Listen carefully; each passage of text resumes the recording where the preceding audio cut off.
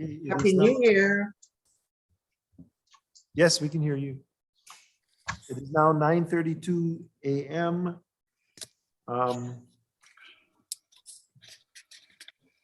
Today's date is January 18, 2022. This meeting is being held via interactive conference technology moderated by myself, William Ila Jr. Pursuant to Governor's Proclamation relating to the COVID-19 emergency, Hawaii Revised Statutes, Chapter 92, regarding public agency meetings and records is currently suspended through February 28, 2022, to the extent necessary to enable boards to conduct business without holding meetings open to the public and to allow state agencies the ability to effectively and efficiently provide emergency relief and to engage in emergency management functions. At this time, we are able to live stream the open portions of this meeting via the DHH website. Dia, would you please call a roll? Commissioner Wall. Here. Commissioner Helm. Here. Commissioner Ka'apu. Aye. Commissioner Kalekini. Aye. Commissioner Ka'upu. Here. Commissioner Namu'o. Here. Commissioner Nevis is excused until 12. Commissioner Teria. Here. Chair Ila. Present. We have 8 members present. We have a quorum. Thank you, Leah. Agenda item C2 and G2 have been uploaded to the Dropbox. There are 10 people signed up to testify virtually for the public testimony section. The commission will recess at around noon for about 30 minutes for lunch and convene in an executive session for an additional 30 minutes. May I have a motion to approve the agenda? So move. Second. Okay, thank you. All those in favor, say aye. Aye. Aye. Those opposed? Aye. Seeing none, the motion carries. Are there any edits to the December 20 and 21st set of minutes? Go ahead, Patty. Okay. Thank you, Mr. Chairman. Happy New Year, everyone. Aloha. Mr. Chairman, on page 13 out of 21, last paragraph, under discussion. This was a discussion under the water resource management. And I asked the chairman on December if this item could be taken up again by this commission. Your answer was it will be on next month's agenda, which is this month. So my question is, why isn't that item on this agenda? Or will it be on your February agenda for the commission to take a position on the water resource management to designate Waianae-Moku as one of the designation? Thank you.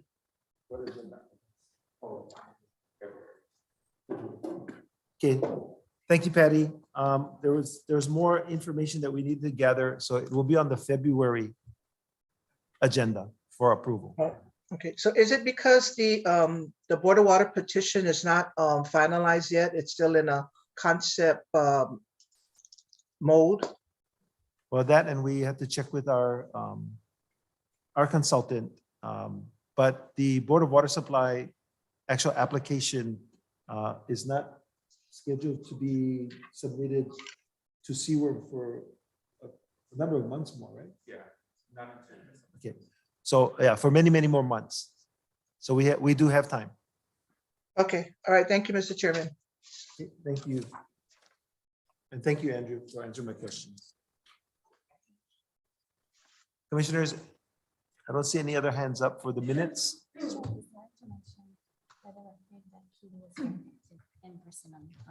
Okay, just to mention that Council Katie Lambert was present in person, so that'll be reflected in the minutes, as well as she's present in person today with us.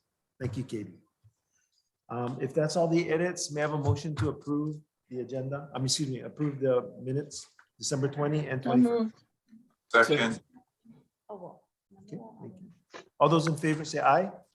Aye. Aye. Does anyone oppose? Okay, seeing none, the motion carries. We will prepare for public testimony. Can you let them in? First up is Ainaloa Ione.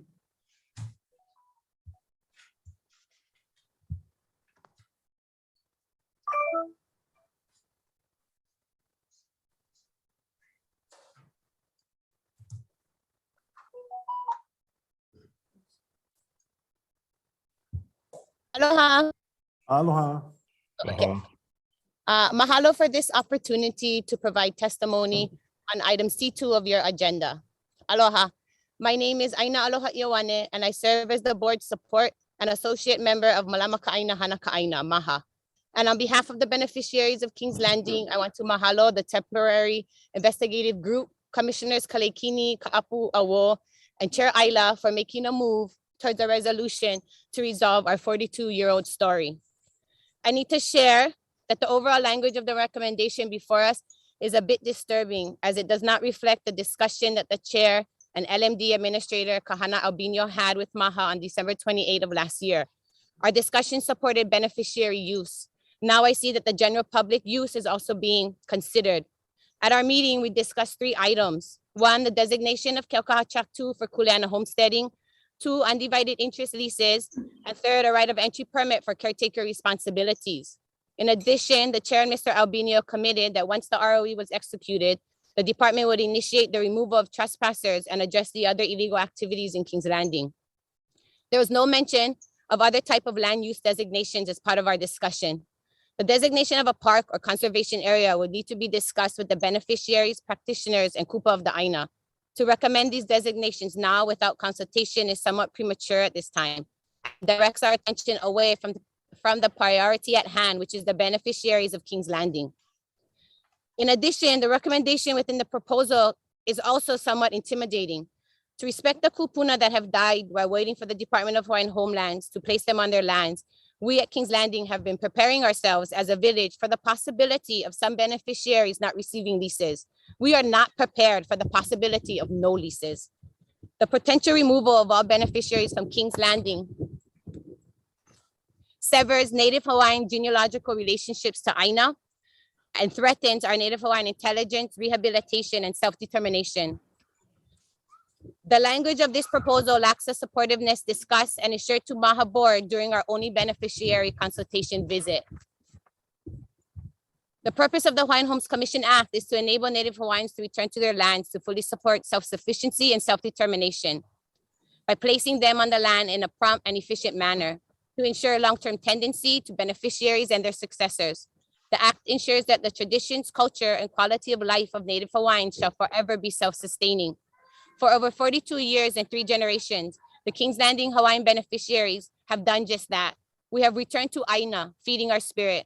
We are Hawaiians rehabilitated through the relationship with Aina and the sustainability of our ocean. We have determined for ourselves what our rehabilitation looks and feels like. And I ask you humbly, commissioners, understand that this is the life breath of our village and that we live our sovereignty every day on Aina Pula Pula of King's Landing. And we are entrusting that you will carry out not only what is pono for our community and our people, but what is granted to the Hawaiian beneficiary of the Hawaiian Homes Commission Act.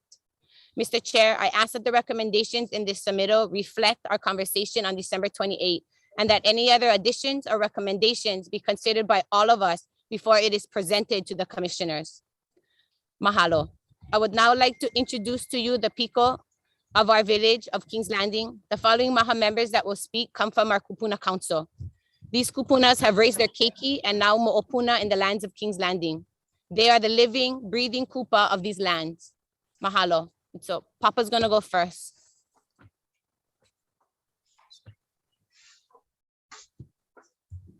Dad, you there? I think he's on mute. Oh, Papa, unmute you.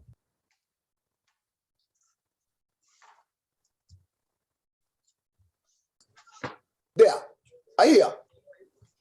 Yeah, Baby. we can hear you. We can hear you. Oh, okay. Aloha kako. I don't know, for 40 years, we've been trying hard and recognizing that the waiting list, all the kupuna, the ibi kupuna, Yeah, uakalila ko ikamana opolole aka mako ale make makako uahala makalaina mamake kako uahala makaili okaina. So we come to the conclusion that we would prefer for die on the land as opposed to dying on the lease, because you make it, one way or the other. But at this juncture in time, for me, I've come to recognize that I'm in the top half of the fourth quarter, Mr. Chairman, the top half of the fourth quarter. And pretty soon, I'm going to get the 2 million warning.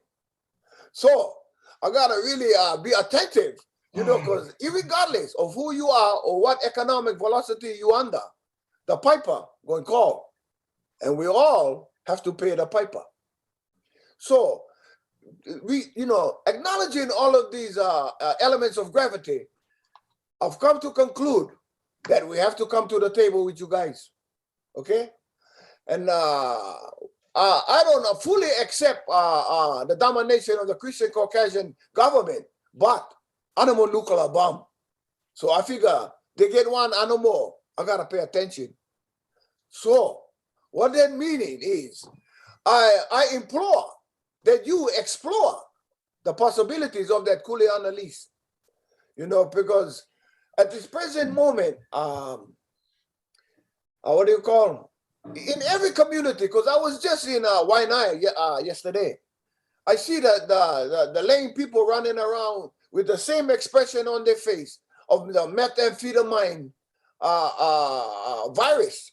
And even now in our village, the methamphetamine applicants, beneficiaries are on the Aina because it's in the forest. But I recognize now we need help in the sense of more authority, because the druggies and the people, the respect of the generations past is no longer present. And then the more that courtesy to respect the authority of us as the Kupa Okaina or King Kawali King's Landing. So now that's why I'm here to ask you guys for help us, because we gotta need a little bit more muscle in there with the correct pala. Okay? That's all I can say, because I only get 3 minutes. But I want to thank you guys for your time and consideration. Aloha. Thank you, Skippy. Okay, aloha. This is Uncle Wason. If maybe there you go, Uncle. Aloha. My name is Siniwane, President Maha. Just like you guys, I sign paper and get 1 vote. I shoot it for the least, because for 20 plus years, every year, at the end of the year, we don't know if we can stay or we gotta go. For 20 years, we've been doing that. And the chance to get this shot of getting 1 lease would get the monkey off the back. But the most important thing would be, if I mark it, my kids get them. That's our job, right? Passing down. To have my kids get the spot where they was raised, no can beat. They was raised in here, they went to school in here, Skippy Skis, Laimanas, Enge, Pelicanis, and they're comfortable living in here. So for me to have the opportunity to give them the spot that they was raised, cannot beat. I'm not gonna have chance and have that feeling of, I don't gotta worry if I gotta stay or I gotta leave.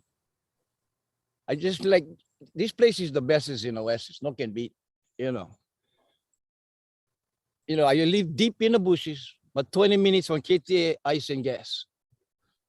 How you cannot beat that, I come in home, rough, our place rough, if the Aina and the ocean, like got you your ass, he got you your ass. But living in here, you gotta be, pay attention and know your surroundings. And that's what I like.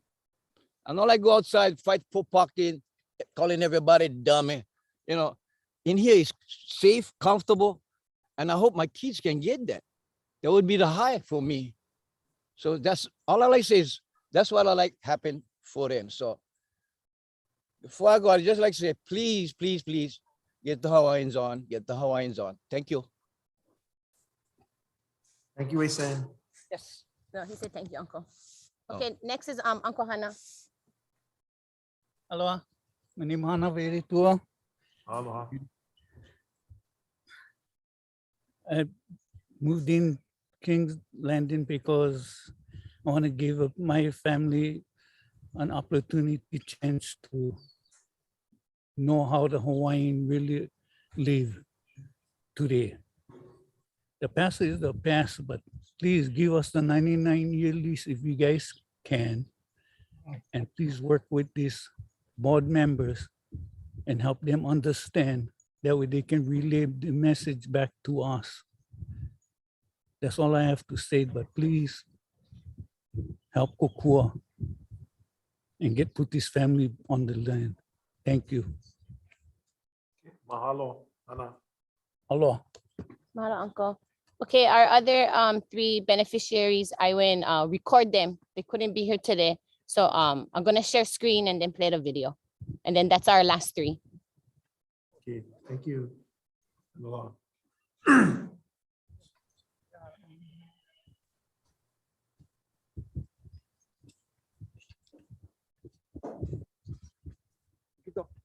Hello, my name is Herman Costa, and I was born on the islands of Hawaii at Pumaile Hospital and raised on the beaches of Oahu.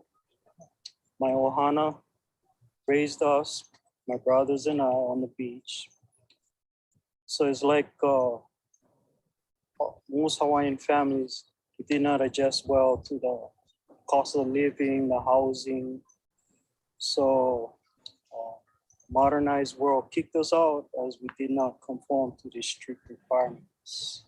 Eventually, our ohana moved to Hawaiian Island, to Hawaii here, and also we could feel more at home here. My brothers attended the first Hawaiian immersion school here in Kona, and it was good for them to be part of this Hawaiian world, and it's connected to how we was raised. Because in regular public school, we never do so well. So that was a blessing in itself. All right, my 3 brothers and I naturally navigated ourselves into King's Landing. Our family arrived here in 1983. We were looking for rehabilitation.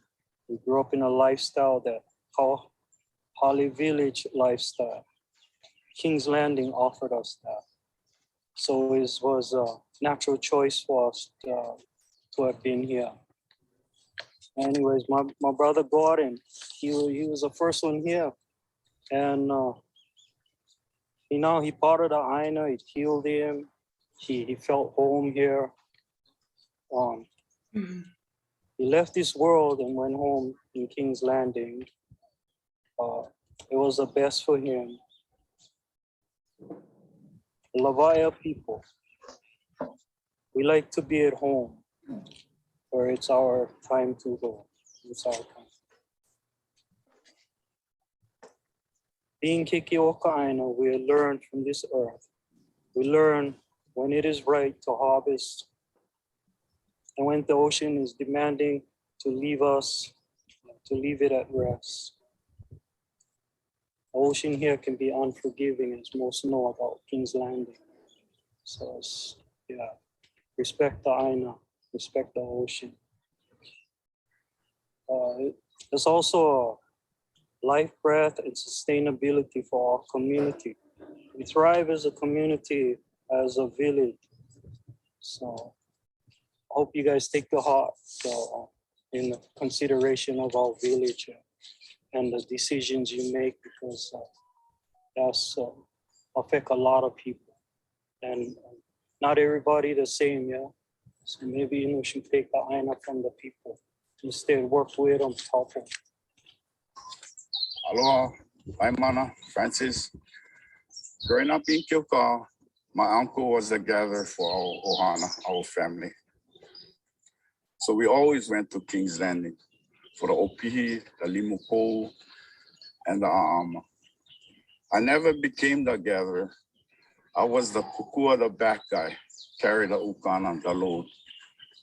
If I fast forward, when I got married, my oldest was 2 years old, and my second was in the opu. I found out that my tutus aina in Ka'u was sold in 1968. I was 10 years old. I was one of 9 siblings, and 1 acre wasn't going to be enough for me. So I went to King's Landing. K-knife and bare hands. I made a place for me and my family. Maha was there already. I took my family to the association to be a part of the association. The number one thing was to be on the DHHL waiting list.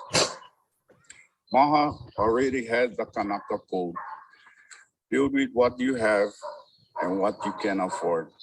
No $100,000 loan needed, but you had to show progress. My family became association members. I was treasurer, I was president for Maha, and still active as a member. My 5 kids all grown up and on the waiting list. King's Landing, not an easy place to live and build. I was in my 30s. When I went there, younger, stronger, determined, and motivated to build something for me and my ohana without much money and not asking any help from the DHHL. What I needed was the aina, especially if you don't have anything. Now, at 62, no right of entry, like we had when I first started in King's Landing. We trying for kuleana list. It's a very scary time for our village. If kuleana list goes with a DHHL waiting list, the villagers are younger, higher on the DHHL waiting list.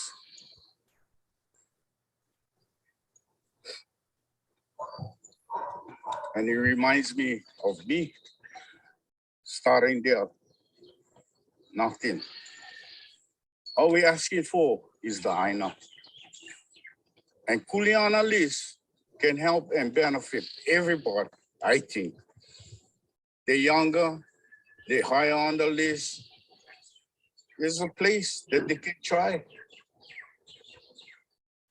Maybe even help DHHL lessen the load on the waiting list.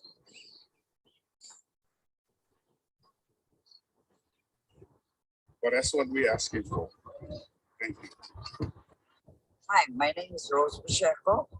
I live in King's Landing for 38 years. And well, I came in since my 3 boys was little, and we worked the land all by hand, no machines. And I love the land. I really love the land. It's a beautiful place. And I live at the ending of King's Landing. And also, I would like the place to be as a lease area. I do not want the place as anything else. To me, in my heart, I really, really deeply love King's Land. And the people there that lives in there is my ohana right now. And it belongs to us as a type ohana. And please, I ask, keep it as a lease. I would not like as anything else but as a lease. Please keep it as my ohana belongs in there. We never, ever been apart.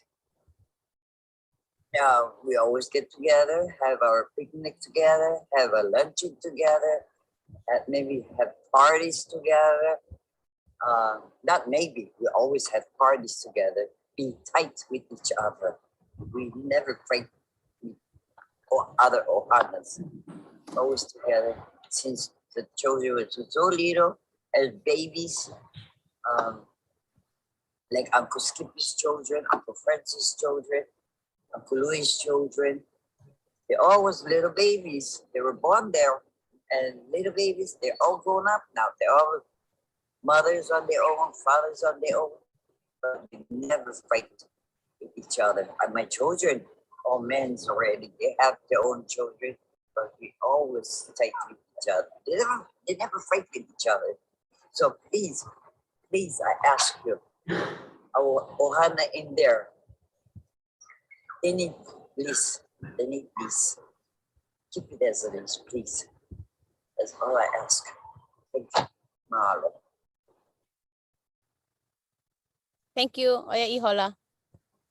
Mahalo. Okay, was that it? Analoha. Yes, that was all. Thank you, Okay, Chairman. mahalo. Who else is signed up? Commissioners, any questions for any of the testifiers on King's Landing? Patty? Yeah, thank you. Not for the testifiers, but I know that this item is on the agenda as the committee's recommendation. So I'll hold my questions to that area when we discuss. There's a lot of other questions that I do have on this proposed recommendation from the PIG group. Thank you, Mr. Chair. Thank you, Patty. Okay, if not, Chair. Zachary and then Randy. Yeah, thank you, Chair. I just wanted to say mahalo and aloha to Aina Aloha and Ohana. Thank you for all your testimonies, and you know, as a commissioner, I'll do my best to make sure your questions are answered, and we'll do the best we can. Thank you. Thank you for your testimony. Mahalo. Thank you, Zach. Randy? Yeah, also wanted to mahalo all of you for taking the time to come before us to testify and share your mana'o. I think what's important for all of us to think about is what you see before us. It's a framework. It's not a final decision. It gets us started. It serves as a foundation to taking us to a place where we start to formulate the details. And so that's where we're at now. And your mana'o is important because it helps us to know what you are seeking as a community. So that's where we're at. Just wanted to thank you for being here today. Aloha. Thank you, Randy. David? And then Michael. I think Mike was first. I'll let him go first. Thanks. Okay, Michael and then David. Thank you, David. No, I just wanted to also reaffirm mahalo to Aina Aloha and the Kupunas for their mana'o, because I totally agree with what Randy was sharing. You know, this is the framework, and it's been a long time coming, but you know, we are committed to getting to a resolution and a solution to this, and the participation, from the folks at King's Landing is very, very important, and appreciate you guys' testimony today. Thank you, Mike. David? Yeah, thank you, everyone, for your mana'o. I did want to let you know that we do plan to come meet with the group again. Unfortunately, we didn't have time to do that before today's meeting, but hopefully in the not too distant future, we'll have an opportunity to kind of sit down with you, the group, and kind of go over our thoughts and your thoughts. So I know that it seems like it's taken too long to do that since our last meeting. However, it's on our agenda, and it's our intention to get moving on that. So thank you very much. Mahalo, David. Okay, seeing no other questions. Next testifier is Alan Murakami. Oh, okay. Good morning, commissioners. My name is Alan Murakami. I am now retired from the Native Hawaiian Legal Corporation, where I worked for almost 4 decades. And one of my first cases was to deal with Skippy, Ioane, and Maha in this very circumstance. So that my roots on this issue, I go back that far. I wanted to just stress as a result of that experience that since those early 80s, there have been significant developments that have affected the circumstances of this commission. And in particular, I point to the passage of the purpose clause of the commission, which Aina got into and establishes one purpose to be the awarding of homesteads in a prompt and efficient manner to create a permanent land base for Native Hawaiians. The second thing I point to was the 1992 Hawaii Advisory Committee report that highlighted some of the challenges and problems that the department faced, bringing to light some of the long-standing problems, including the waitlist delays. The third thing that I want to point out was the passage of Act 302, the Self-Determination Act in 2001, which established a legislative policy to promote self-governance amongst Native Hawaiian beneficiaries, which I think is particularly pertinent to this circumstances involving Maha.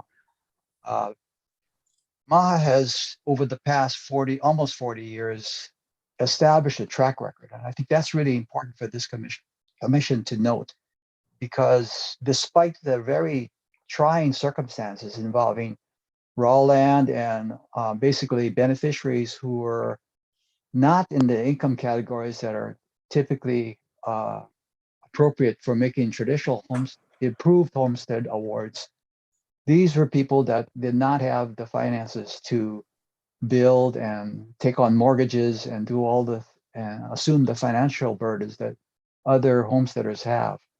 And yet they have persevered throughout this process. And Maha, to its credit, has managed this circumstance over these decades, not without problems and not without challenges, but I think overall, if the committee and the staff reviews it, quite successfully manage the conflicts and difficulties that have arisen in this area. And to Maha's credit, under Skippy's leadership, they have managed these conflicts to an extent that I don't think the department would have had quite a handle on for all these years. And I wanted to kind of point out in my closing 3 minutes that this was not done without considerable effort and dedication and perseverance by people like Skippy, who hung in there even though there were all these challenges and obstacles that confronted them, because they challenged the notion of homestead in the sense that it was only made available to people who were more affluent. These beneficiaries were not, and they had to basically pursue the purest form of homesteading, which is basically, we give you land, we give you a place to build whatever you can, and that's it. You don't get anything from us. And somehow these pure homesteaders persisted, and I think that's a testament, as they've testified to you earlier, of how they've accepted that challenge and pursued it.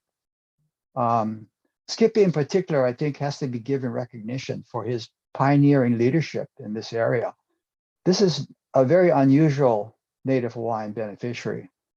He has been a leader throughout these decades, and I wanted to just point out examples of the kinds of issues in which he's been involved very constructively, and oftentimes to the great benefit of the department. He was one of the original plaintiffs in the Nelson lawsuit, along with Uncle Jimmy Akiona, who had a similar struggle of getting land in Waimea after 40 years, finally getting a pastoral homestead there. He was also quite instrumental in maintaining the leadership of Maha so that they could manage the conflicts that have arisen over the years with a different homesteader and attempts by non-homes beneficiaries to occupy the area.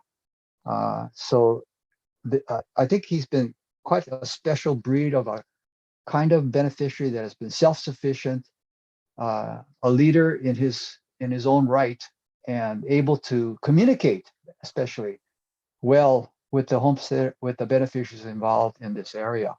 And that's something I think that needs to be really recognized by this department, because he is a resource, a real resource for this department to deal with these kinds of specialized areas and people and problems in these circumstances. Alan, sorry, I'm gonna have to ask you to wrap up because. Okay, so in conclusion, I also want to give credence and credit to Aina, because she is the potential successor should there be a homestead award in this area. And she needs to be given that opportunity to follow in the footsteps of her father. And I think she has demonstrated in her short time on this earth how well she can take on this challenge. Thank you. Thank you, Alan. Questions for Alan? Oh, thank you. Okay, mahalo, Aaron. Alan, and enjoy your retirement. Thanks.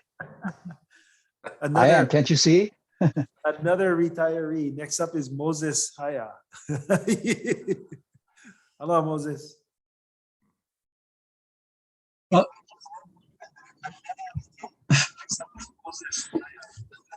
I followed the leader. Aloha.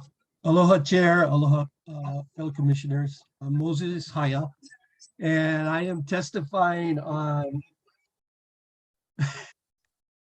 oh, something's wrong here. I'm sorry. Sorry. Yeah, Moses, if you can turn off the live stream, that will help. Then you won't get feedback.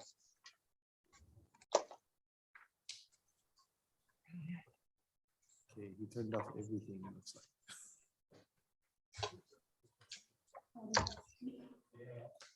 Okay, let's give him a chance to get back in.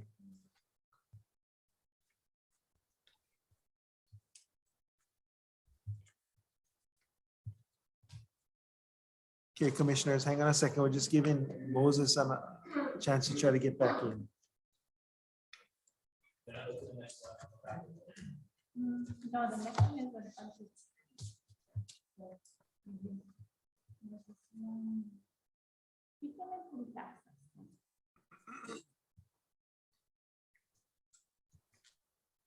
We'll give him another minute. If not, then we'll.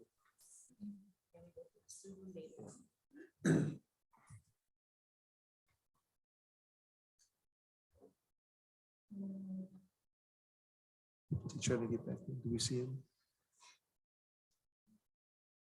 There he is.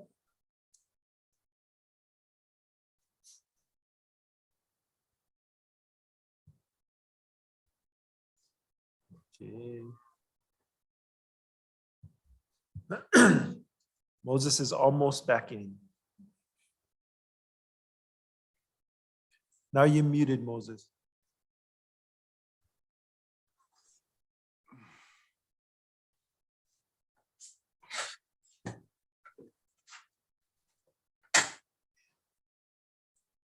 There we go. Oh, I am so sorry. I just used all my 3 minutes up. So I'm going to be quick. Once again, my name is Moses Haya. Thank you guys for the opportunity to testify once again. I'm testifying on this agenda's item D6. I did that prior in November with respect to the recommendation by the staff that my lease applications be canceled based upon my inability to qualify the quantum. So the reason I'm testifying today is actually threefold. The first one is to thank all of you for the great work you've done. And this is not an attempt to point fingers at anybody. I just want to see if I can be as helpful as possible in this process. I know everybody works hard. I want to also let you know that I received a letter from the chair January 7th, and it said that the commission would be reviewing my request for a contested case hearing on my issue, and that they would be providing that request, which was in writing, to the commission, and provide the commission with its recommendation on whether or not I am entitled to a contested case. So given that, I wanted to also, I mean, there's an issue that I did not point out in my first testimony, and that is that I believe, and I will argue, that the DHHL staff is attempting to rely upon what is, for the most part, an undocumented statement, something that can't be verified, and so is basically hearsay. So that's the first thing I wanted to get on the record. The final thing is that I still am concerned, given the D6 agenda item today, that these people that are being identified as not qualified are still not receiving prior notice of the staff's recommendation to the commission to cancel their applications. You know, it's my belief that if these people are going to be put on a list of applicants who do not qualify, that they be provided an opportunity prior to that going to the commission to at least meet or speak with the staff, or, you know, do something to first try to, for lack of a better way of putting it, ho'oponopono the issue, and, you know, get to a point where we know exactly what the issue is, if there is any issue left, before it comes to the commission. And so that's, you know, my concern is that these people that are being identified still are not being provided with due process, which they are entitled to, given what the commission is being requested to do via the agenda item D6. And that's all I have. Thank you very much. Mahalo. Okay. Thank you, Moses. I just want to let you know that these applicants that are in the P category actually are being notified in writing and are notified should the commission decision be adverse to them of the opportunity to request a contested case. So the due process that you're calling for is something that we've implemented. So I just wanted to let you know. Well, mahalo for that, Chair. I still have a concern that the decision being made by the commission prior to the applicant being able to be provided with a opportunity to, you know, to speak to the commission is a concern for mine. But I understand and I appreciate the policy that's in effect now. Mahalo. Thank you, Moses. Any questions for Moses? Okay, seeing none. Thank you again, Moses. Next testifier is Asulu Lebon. Seeing none. Thank you. Aloha. Next. Hello, this is Asulu. Can you hear me? Yes. Okay. Good morning, Chairman Commission Ayla and members of the Hawaiian Homes Commission. So my name is Asulu Lebon, and I'm testifying on behalf of my sister, myself and my sister Shireen Dhhl, and our family regarding the designation of successor Marian Kahale for her residential lease. First, we would like to thank the Commission for allowing us the opportunity to be heard and considered to be designated successors. We believe that the statements in the recommended motion, action, and discussion are true and accurate and confirm evidence and facts which clearly show Auntie's intent and wish that our mother, Lisa Faleafine, would be her successor, and then by extension, we, her daughters. We have lived in our home as a family with Auntie Marian, we call Auntie Nana, and our mom for 30 years until their respective passing. We raised our families there. We've experienced good times and times of struggle. but always together as a family in our home. Has always provided us with a loving, safe place to be. It is a privilege, we know, it is a privilege to have been able to live there with our aunt and our mom in our home. And, it also comes with responsibilities, including financial responsibilities. We've always accepted that responsibility, and, very pleased to inform you too that the house is in excellent, good condition, and financial obligations are up to date.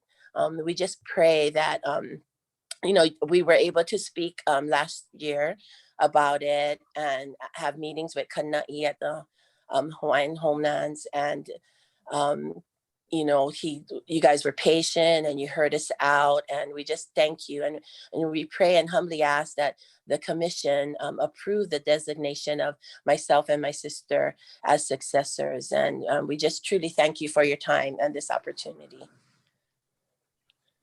Thank you. Thank you, Sulu. Commissioners, any questions?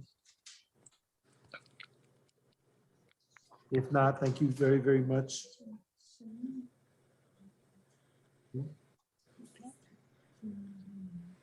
Yeah. Okay, so I understand that your sister is in the room, but her audio is not working.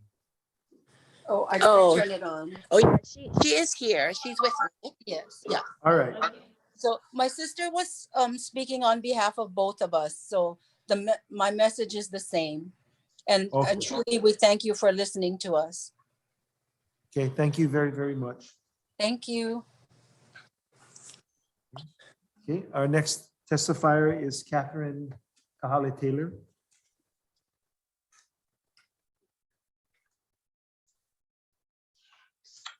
Catherine?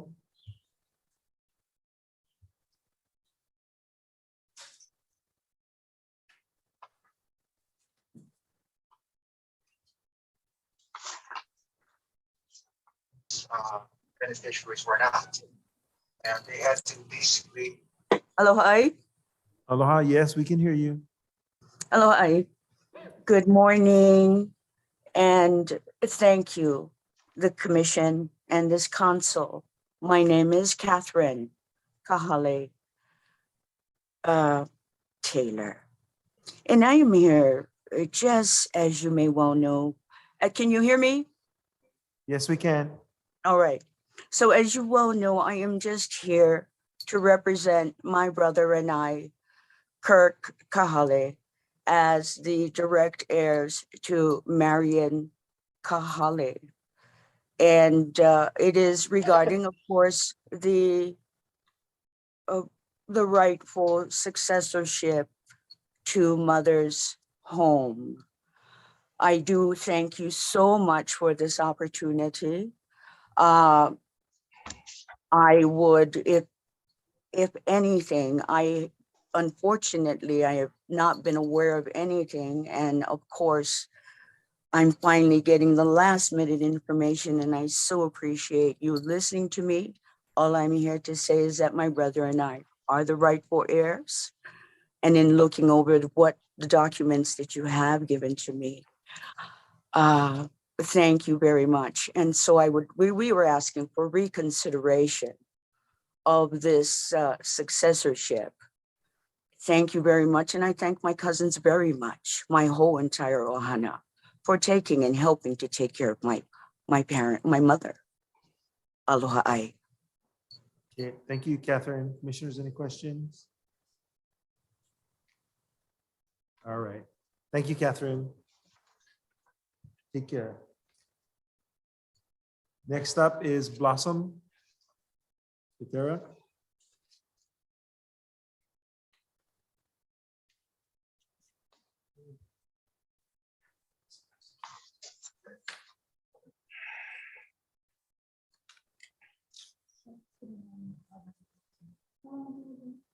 Blossom.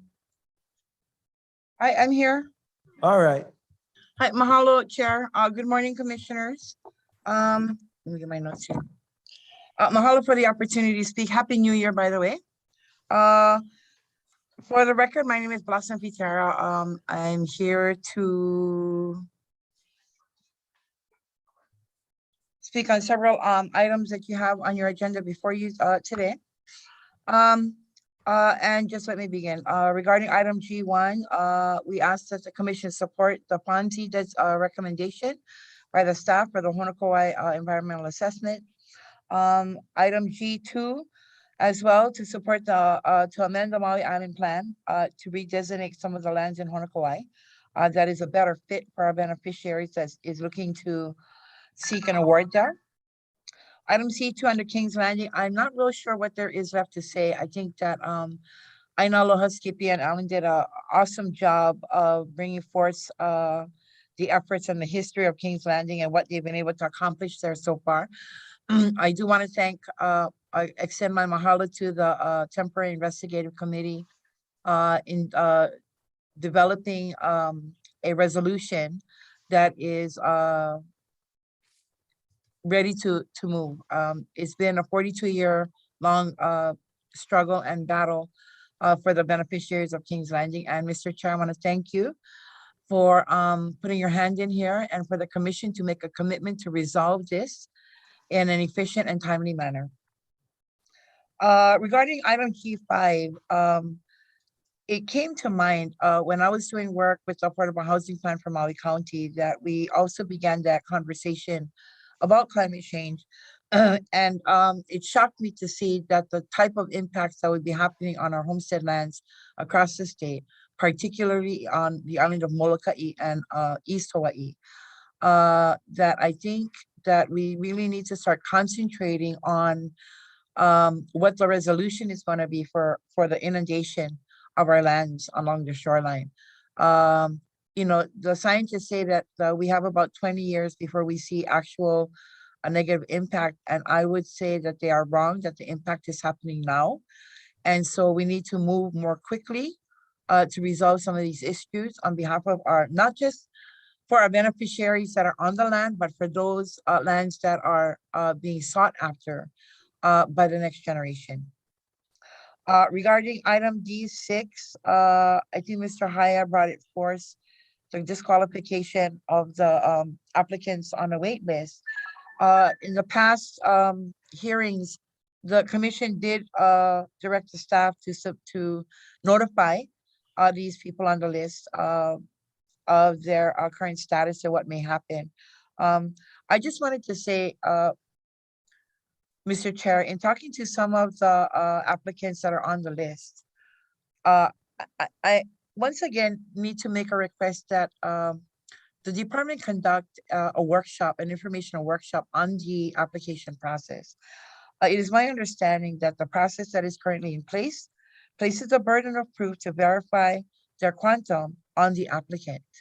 And for some strange reason, the department has seen fit to seek out other types of information in order to render this applicant disqualified. And so having that ability to speak with the department staff, to ask our questions so that we have a better understanding of what the process is internally, I think would go a long way to helping us help other applicants address those concerns and those issues. And with that, Mr. Chair, am I in my timeline? Thank you. You're close. You want to add anything else? No, I think that's it for now. All right, thank you, Blossom. Commissioner Awo. Yeah, mahalo, Chair. Mahalo, Blossom, for testifying. I do want to speak to D6. I think these life-changing events that result as from lease cancellations does warrant a workshop from the department. I think that would be very helpful for all of us, the commissioners, as well as those on the wait list. So I just want to say I support that idea of having a workshop. And regarding climate change, sea level rise, the impacts it has, it's true, Molokai seems to be currently in the well, Molokai will, it appears they're most effective and it's occurring now. East Hawaii, when we look at Kings Landing, that's another area that's currently affected now as we speak. So, I don't know what the solution is long-term, but I do think it warrants that the department begin speaking about possible mitigation now rather than later. And that's all I have. Thank you. Okay, thank you, Randy. Other commissioners? Okay, if not, Blossom, thank you very, very much. Mahalo, Commissioner. Mahalo, Mr. Chair. You have a good day. You too. We'll now turn to the consent agenda. 1.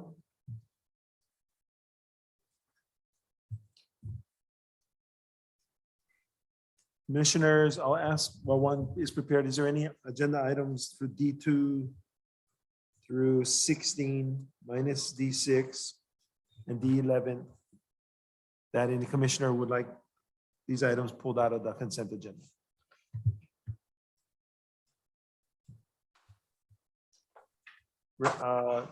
David, is that your hand? I see a hand up. Thank you, Chair. It wasn't my hand, but it could be the shadow off of my head. I'm sorry, David. There was actually the cursor that when it came onto your screen turned into a hand. I don't know where it went, but it's. Thank you. So my only question, Juan, is for the designation of successors, which is D12, D13, and D14. There's no competing people, right, for these to be successors for these leases, because I note that they did not name successors. So you went out to publication and these are the people that came forward, but I just want to make sure there's no other people that had asked to be part of or to be the successor that have not been named in the submittal. That's correct, Commissioner. And first of all, Happy New Year. Glad to be with you again. This is Juan Garcia, Homestead Services Division Administrator. And your statement is correct. Those that submitted claims are the ones the department is coming forward with the recommendation for the commission to designate as the successors. Okay, thank you. And I don't have any further questions. Thank you. Okay. Thank you, David. Other commissioners? If not, may I have a motion to consider staff recommendation with regards to approving the consent agenda? So moved. Second. Then seconded. Do you want to add anything, Juan? That's it. Again, just hope and pray that 2022 will be a fruitful year for all of us. Thank you, Juan. Okay, commissioners. Thank you, commissioners. All those in favor say aye. Aye. Anyone opposed? Seeing none, the motion carries. Regular agenda. You want to do D6? Agenda item D6. Again, Commissioners, D6 is to approve the cancellation of applications from the application waiting list due to Native Hawaiian qualification. The department has been unable to verify the following applicants listed in the submittal. Their Native Hawaiian blood quantum requirement per the Hawaiian Homes Commission Act 1920 as amended.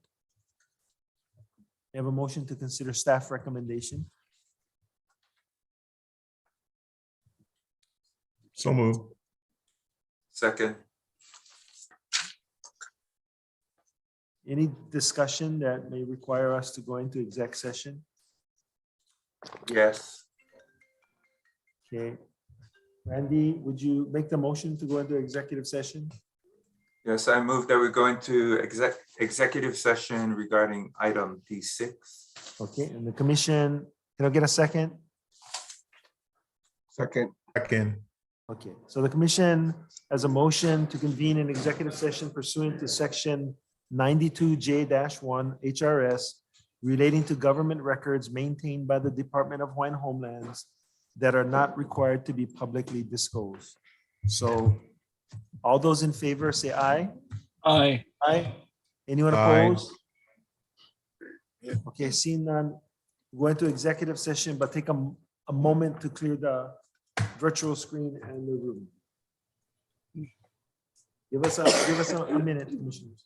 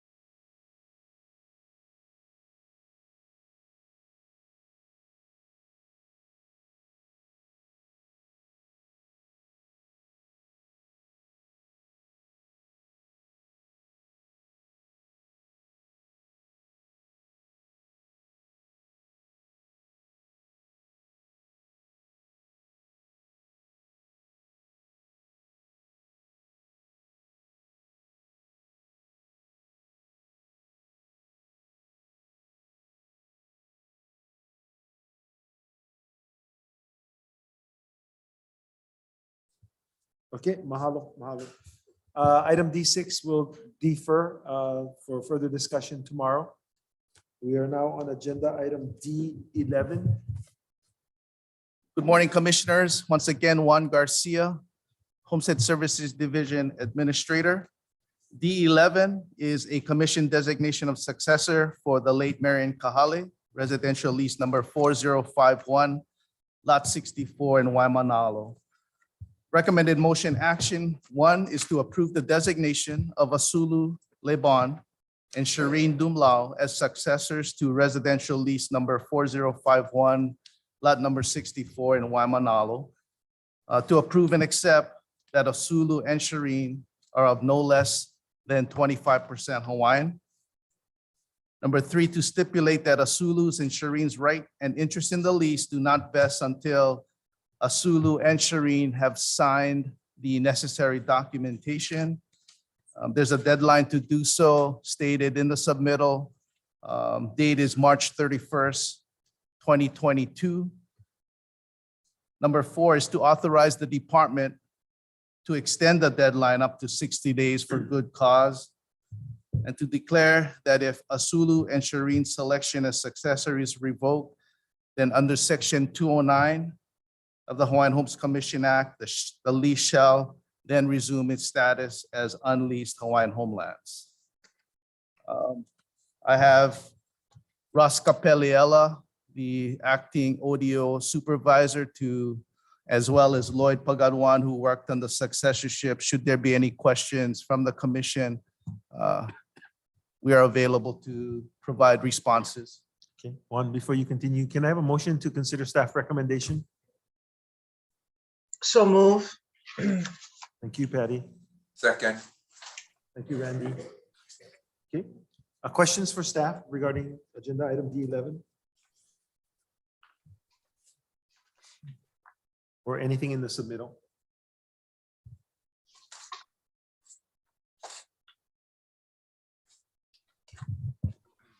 Okay, now we got the hands going up.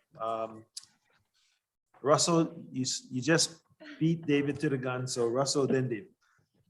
Thank you, Chair. I just have a question for Ross.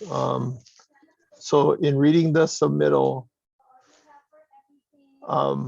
so I support the assignment that is being sought, but how did this request to go to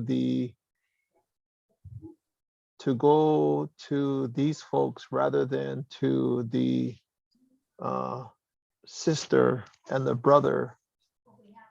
How did that come? How is that before this commission? Because I saw that we went through the process of publishing, and we got the other family members who indicated an interest, and then now we're going back to what we think was intended by the decedent. So I guess I'm just trying to figure out if we're going to face a challenge now from the brother and the sister by transferring or assigning the lease to the two nieces, if I understand correctly. Aloha, Commissioner. Mahalo for your question. Basically, Can you hold on a second? Okay, I think we're in that realm of the information on families. So we need to consider, we need to go into exec session to have this particular discussion, Russell. So if someone could make a motion to go into executive session. I'll move, Chair. Second. Thank you, Patty. All those in favor say aye. Aye. Anyone opposed? See none, the motion carries. We're going to executive session pursuant to section 92J-1 HRS relating to government records maintained by the Department of Homelands that are not required to be publicly disclosed. Thank you. Give us 1 second to clear the room.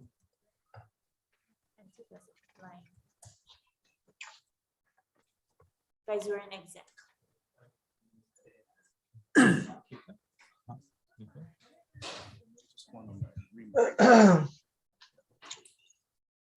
Thank you, commissioners.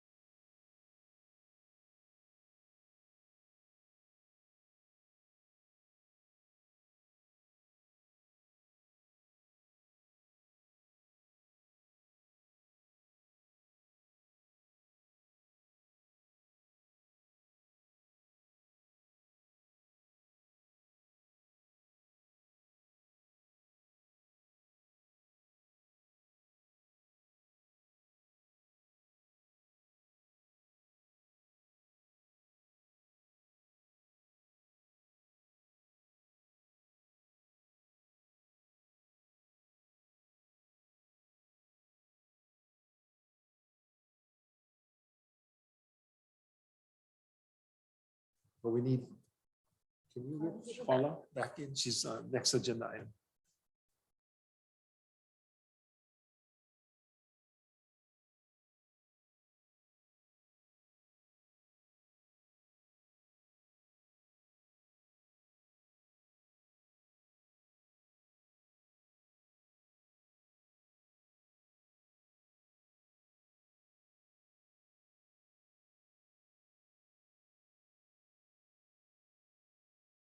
Lunchtime.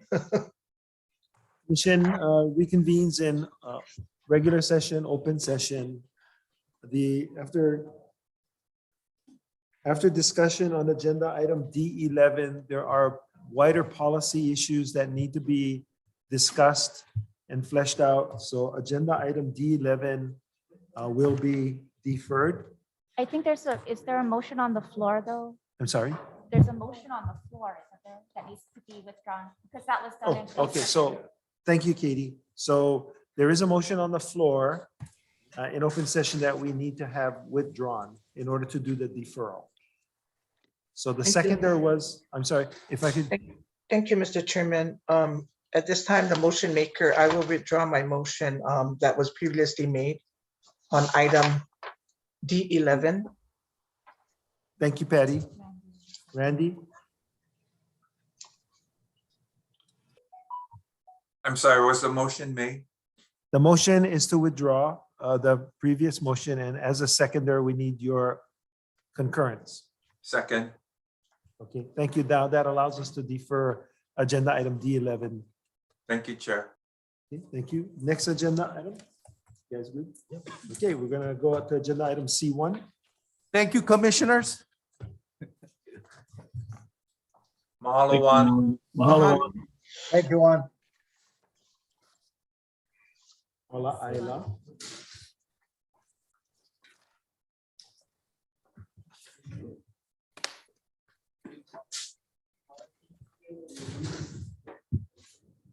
Aloha Commissioners, Happy New Year. Paula Aila, Happy New Year. Second Awards Division. Aloha, Paula. Aloha. Motion to approve the awards for 2 99-year leases, one in Waiakea and one in Kaumana. May I have a recommendation to approve, to consider staff recommendation? So move. Second. Okay, and any questions or Any questions? commissioners? Okay, seeing none, all those in favor say aye. Aye. Aye. Anyone opposed? Seeing none, motion carries. Thank you for waiting. Mahalo. Thank you. Thank you. Mahalo. Agenda item G1. Andrew? Aloha Commissioners, Andrew Choi, Acting Planning Program Manager. Item G1, the recommended action is that the Hawaiian Homes Commission issue a finding of no significant impact declaration based on the final environmental assessment for the DHHL Honokua Master Plan, Honokua Lahaina District, Maui, and the TMKs are listed in the motion. Can I have a motion to consider staff recommendation? So move. Second. Thank you. Commissioners, the draft environmental assessment was presented to this body in June of 2021. Since that presentation, the department collected public comments during the public comment period. Those are listed in the table in this submittal. It's a summary of all the comments received. One of the more substantive comments we received during that process was from the State Department of Transportation. They indicated that they were no longer pursuing a bypass route that intersected DHHL lands in the project area. As a result, staff had to reallocate those lands to other uses that were set aside for the bypass. So that was the major change between the draft environmental assessment and the final environmental assessment. Questions for Andrew?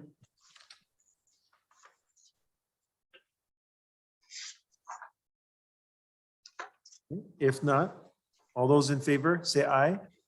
Aye. Aye. Anyone opposed? Seeing none, the motion carries.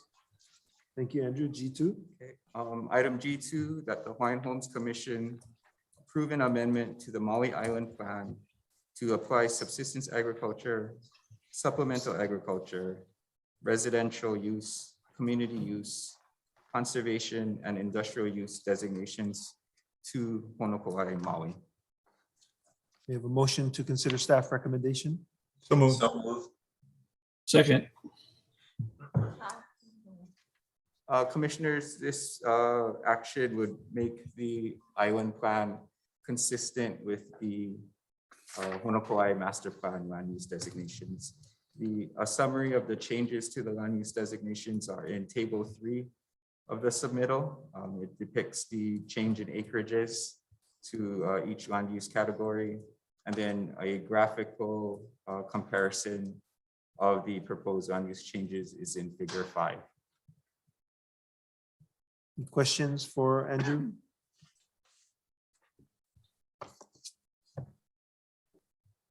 Okay, seeing none. All those in favor say aye. Aye. Anyone opposed? Okay, the motion carries. Thank you very, very much, Andrew.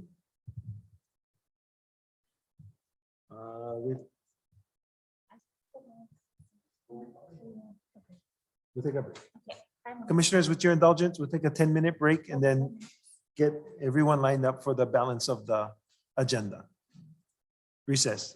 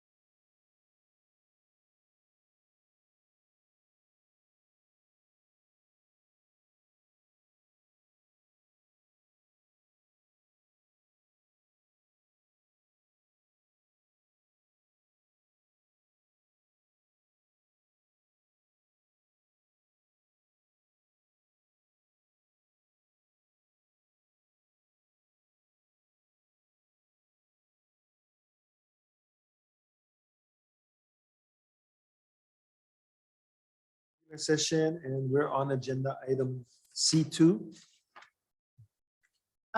Good afternoon, Commissioners. Joby Masagatani, Executive Assistant, and Kahana Albinio, Acting Division Administrator for Land Management Division, staff to the Investigative Committee on King's Landing to the Hawaiian Homes Commission, the King's Landing Committee.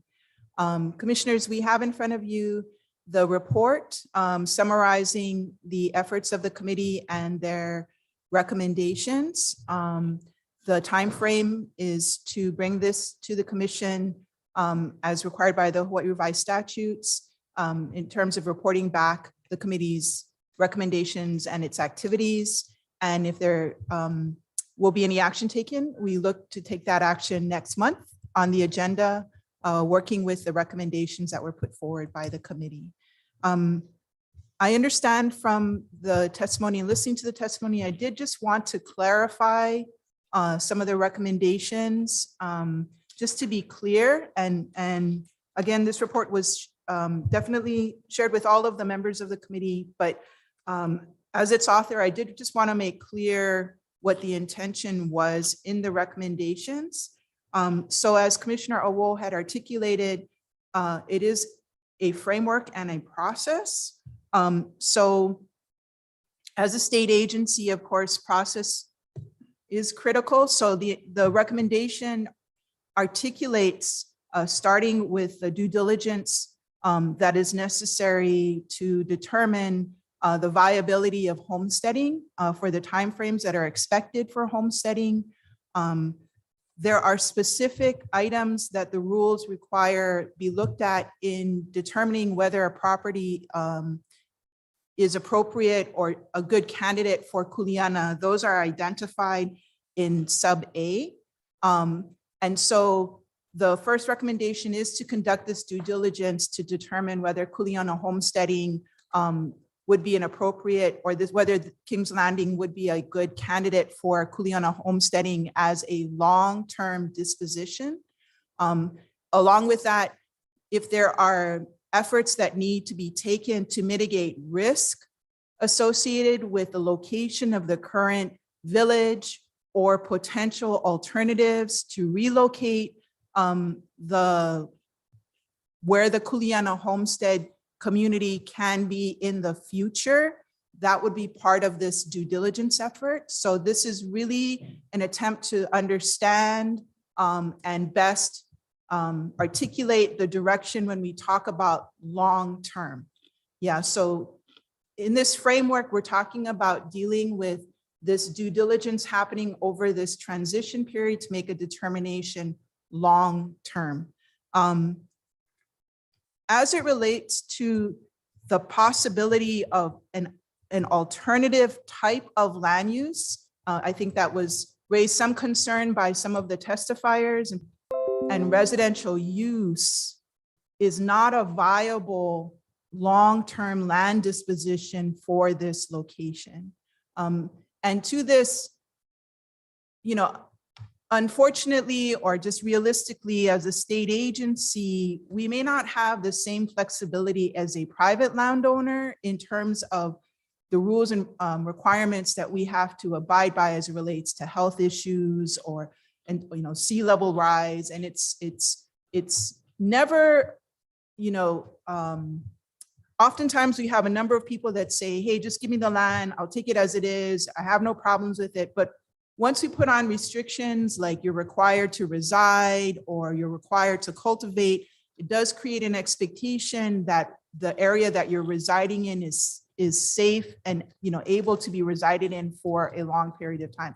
So I just, in the event that the due diligence indicates that long-term residential occupancy is not viable, or there are no steps that can be taken to mitigate the sea level rise over time, then the commission may have to make a decision as to an alternative land use long-term. Now, long-term might be 20 years, it could be 50 years, it could be 100, And so in that intervening period, the recommendation puts forward having a new land disposition to the existing users, which is MAHA, so that we work with them in this intervening period. And as a part of some of the issues regarding enforcement and these other conditions are intended to be addressed as part of that new disposition.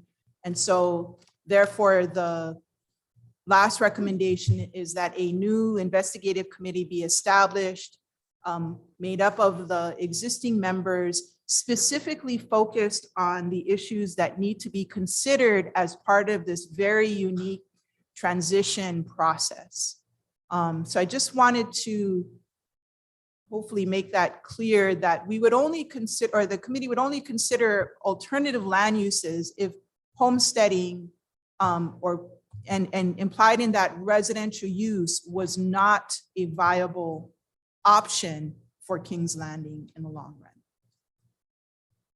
And with that, I turn it back over to the chair and the other members of the committee, if they, and any comments or questions. Thank you, Joby. Any of the other members of the permitted interaction group would like to say anything?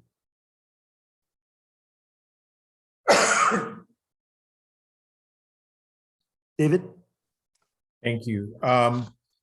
Joby, I know that we had discussed one of the possibilities was to look at an undivided interest type lease in order to preserve the positions of anyone that may have been there, assuming we can get through the rest of it. And I thought I saw it in the submittal, but I'm having a hard time.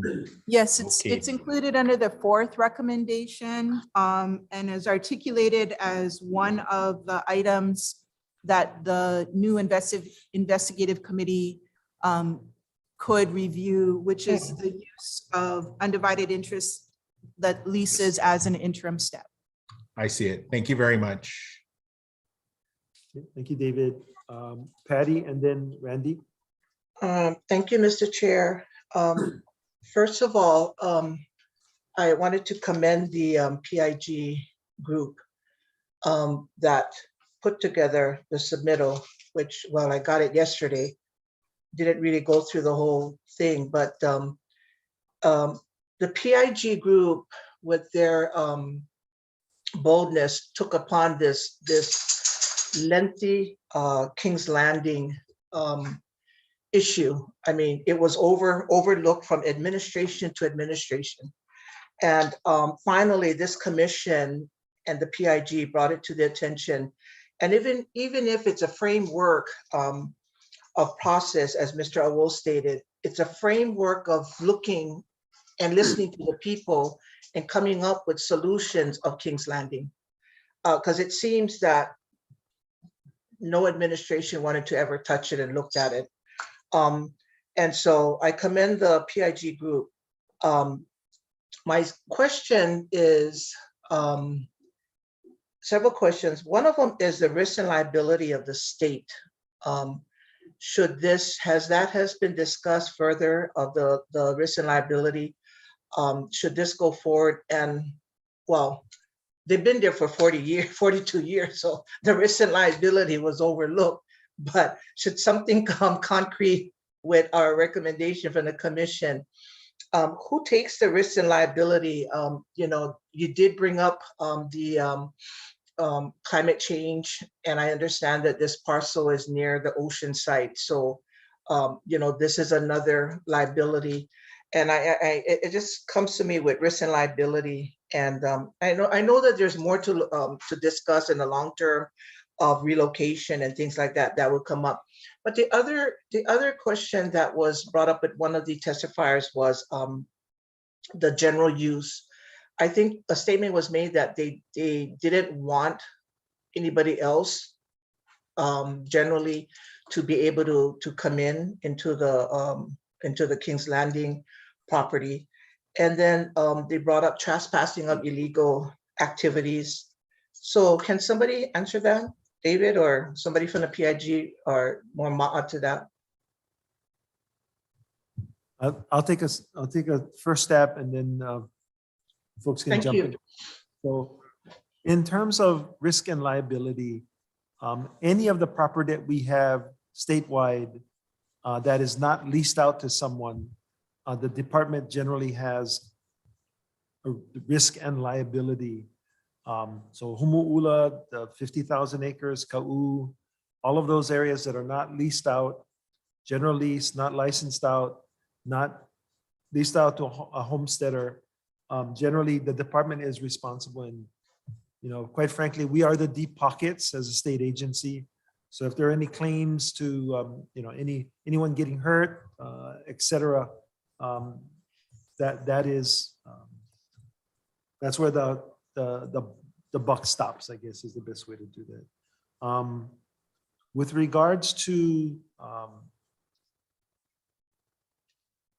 not having additional access for anyone other than the present folks at King's Landing, cultural access for fishing, cultural access for picking opihi and limo has always been allowed. There are some people that are currently there that do not have the same standing as King's Landing folks as we move forward, and so that's where I think one of the tasks that they want identified is who's going to be responsible for, in the future, anyone else coming into the area that's not authorized. So, and I'm happy to yield the floor to. So with that being said, real quick, so I understand that MAA is a nonprofit organization as stated. So is that, so being a nonprofit organization is general liability is also compliance to their nonprofit status? Yes, in the past, they provided us with copies of liability insurance. Once a disposition is considered and approved by the commission, then of course that would be required once again. Okay. And real lastly, just to kind of get, so are the people that are there, are they beneficiaries? Are they, have they been on the wait list? Are they 50% quantum? Are they beneficiaries? A requirement, beneficiaries? A requirement to be there and be part of MAHA is that you have to be on the wait list. Okay. Okay. Thank you, Mr. Chairman. And thank you again to the PIG group for all your hard work and diligence on bringing this forward. Thank you very much, Mr. Chair. Thank you, Patty. Randy? Yeah, mahalo, Patty. Mahalo, Chair. I guess, so I do understand that in moving forward toward decision making, it's important that the department is honest about possible challenges that may arise as a result of due diligence. I think it's important for the King's Landing Ohana to understand that up front. Now, it doesn't necessarily mean that what's contained in there is going to be the end result, but it could be. So in listening to everybody's mana'o this morning, the testifiers, the two things that rise to the top for me based on their mana'o is the creation of Juliana Lease Awards. I think that would meet much of what they are seeking. And then to establish undivided lessee awards, because these things do take a very long time to develop and create the right model for them to occupy the land. I'm also hearing from the King's Landing Maha that they have come to terms with the fact that not everyone in following this process, not everyone will necessarily get a lease. And I think that's a really big concession for MAHA to be making in their effort to move forward. The challenge for the department, and I think this goes to what Alan was saying this morning, speaking about what Skippy Ioane has done for many decades, his contributions to the Lahui, to the movement. I think it's prudent for the department in honoring that legacy that we create a model that will withstand the test of time and will have all of the safeguards built into it that ensures once we assign leases, they are there for the long term. And some of what may be required as a result is we may not have the luxury of stepping away from requirements that we have to address and deal with. So that's my mana'o. That's all I have. Thank you. Thank you, Randy. Dennis? Yes, and I also want to thank the committee for putting all their time and energy into this project. I just have a couple comments and concerns and on the issues, the environment. I'm concerned about wastewater treatment in the future, since that is an area that is subject to sea level rise. You know, for a long-term project, we may be looking at some type of a sewer plant to handle some of this wastewater away from sea level rise. So I just want to make sure that when we're looking at those things, that it's important to take those into consideration. In 2050, we're supposed to be to septic systems, but I understand there's a different type of system they're using there. I don't know if those would make it with sea level rise. One other thing is the location in relation to the airport's approach pattern, the noise, environmental issues, you know, fuel and so on and so forth. Being in the industry for over 30 years, there were many issues around airports with noise. I know that probably now nobody's said anything about noise or environmental issues, but that can be rather costly on the department if that did backfire on us going forward. So and I have faith in the group moving forward. I think as Joby mentioned, there's going to be a lot of looks like a lot of brainstorming going forward, and actually using some of the department criteria as to where can we go within the confines of the act itself. And I think the MAHA group understands that we have certain restrictions and we do have to move forward that way. And again, you know, Skip Ioane and all of his folks that have been on this project for years, I commend them for keeping it together as long as they did. It's sort of like throwing people out in the middle of nowhere and say, okay, it's all yours. And then you know, Hawaiians don't always agree with each other. So I appreciate what they're doing, and I have all the faith in the group moving forward. I wish them luck. Thank you. Thank you very much, Dennis. Randy? Yeah, thank you, William. I just forgot to mention too, the concerns that are raised by MAHA regarding criminal activity in their community. It's not unlike other communities who have raised similar issues. And because they live in such a remote area, there is a temptation to seek their own authority to regulate and deal with these issues in these remote areas. But I would caution the department and MAHA not to take on those kinds of liabilities. You know, I think it's in their best interest and our best interest to avoid that and not subject themselves to any other kind of litigation that may result due to their good intentions.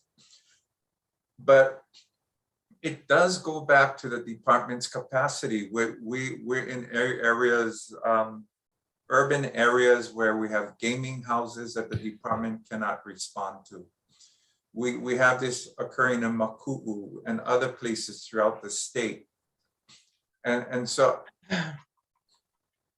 in moving forward for places like King's Landing, I think the PIG, we do have to take a very deep dive on what is the solution to mitigating that very unique circumstance. But beyond King's Landing, I have a concern for every neighborhood that's experiencing these crime waves and looking for safe haven from the department. So that's all I have to say about that. Thank you. Okay, Randy, appreciate that. Thank you.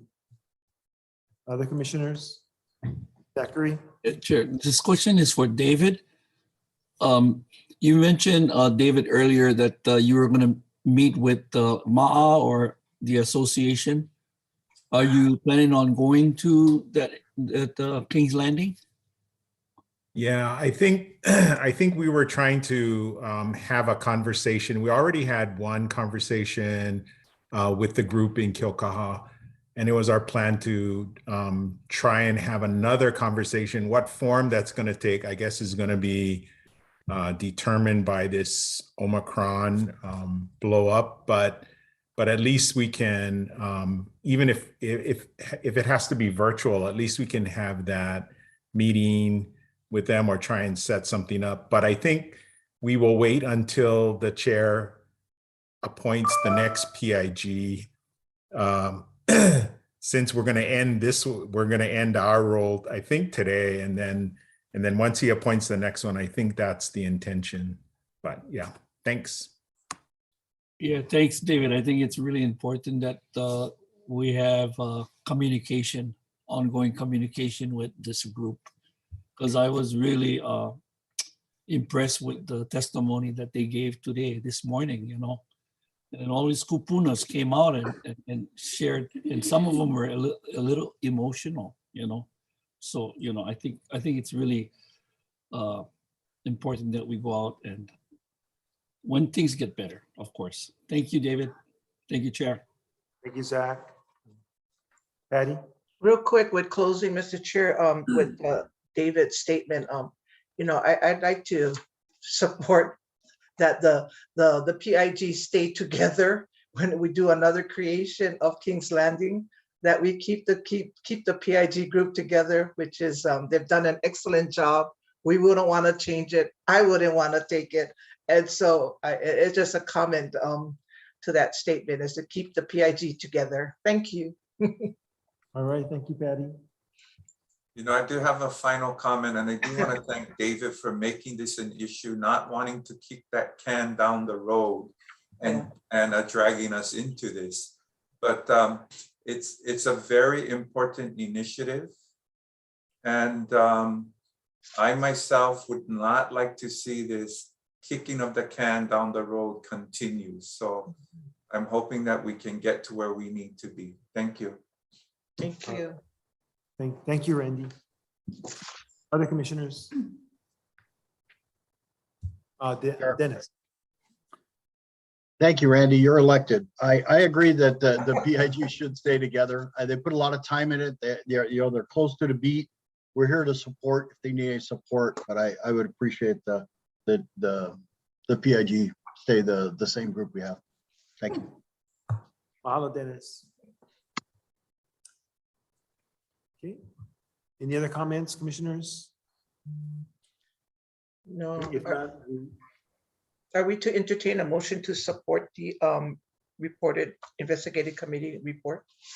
I believe the HRS requires that we report back and then any action be taken at the next meeting. So there will be an item for action on the next, the February meeting, seeking acceptance of the recommendations and moving forward with recommendations that were outlined in this submittal. Yeah, and thank you for that, Joby. And not to forget, we want to thank the staff too for working with the PIG and putting their efforts into making this move forward. So thank you, everyone. Thank you, Mr. Chair. Thank you, Patty. Thank you. Okay.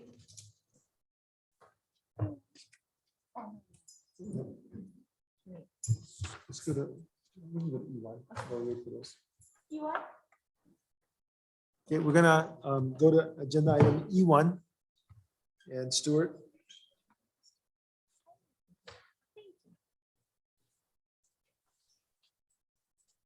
While Stuart makes his way up, oh, that's okay. You got it up on the screen already. No. Okay, okay. Can you take this off of the screen for now? Because we're waiting for one more staff member to be here. I just wanna be able to see commissioners. While we wait for the proper staff to get in place, commissioners, agenda item D1, I don't have staff, but those are the reports that we normally present, and you have it in your folder. Do you have any questions regarding any of the HSD status reports? No? Okay, thank you. Do you want, Stuart, would you like to start? I will start. Okay. Yes.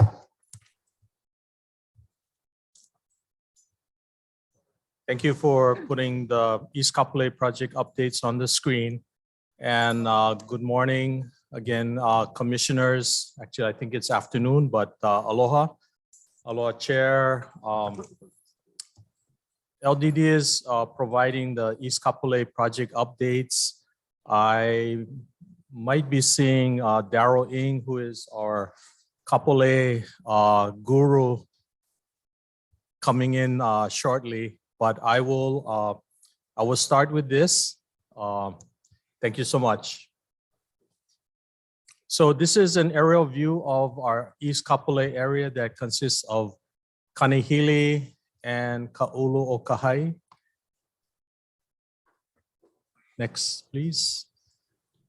So Kanehili is part of East Kapolei 1, consists of 404 single-family houses, DHHL offices, community facilities, fire station, and commercial properties. I think in the past you've had presentation regarding the new commercial area that is being planned. Let's see, phase 9 was completed by Gentry, 37 turnkey houses, all were completed and occupied as of October 2020. And pedestrian access was completed in March 2021. So there's 3 access points that Kanehili subdivision can get out to the parkway and have access to Proc Center as well as to Kamakana Ali'i without having to go through the subdivision.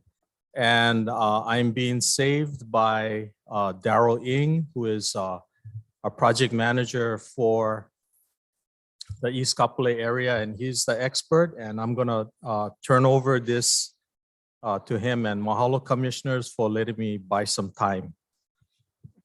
Excellent. Thank you, Stuart. Thank you, Stuart. Aloha commissioners and Happy New Year. Let's move on to next slide. Ka'ulu-o-Kahai, formerly known as East Kapolei 2.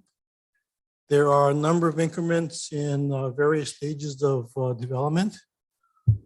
In the middle, increment 2B is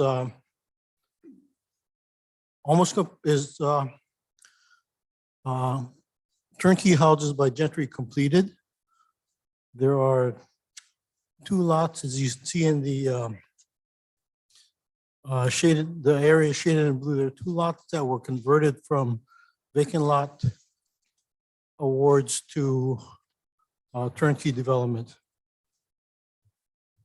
Otherwise, all the other turnkey houses by Gentry have been completed and are occupied. The remaining 21 vacant lots are in various phases of construction. A couple are already started. Others are working on their financing and or architectural plans. Increment 2C, which is the area Mauka, we are finalizing construction plans with the City and County of Honolulu. As soon as we receive those approvals, we will go out to bid probably late this month or in February. Starting construction by the middle of the year and completing construction in about 1.5 years after that. So probably making award sometime in late 2023. The next increment, increment 2E, which is on the sides of increment 2C, is about 158 lots.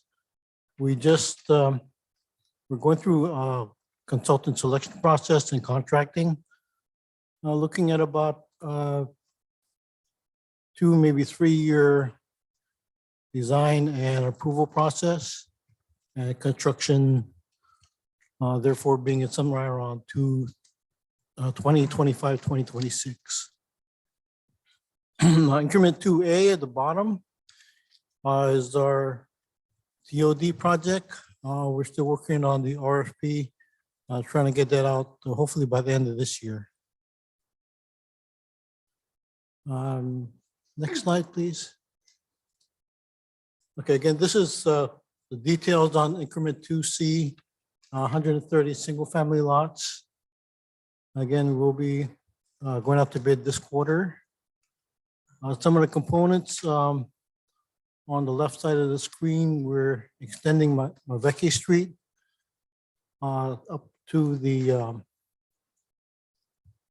to include access to the low density apartment parcel on the upper left of the screen.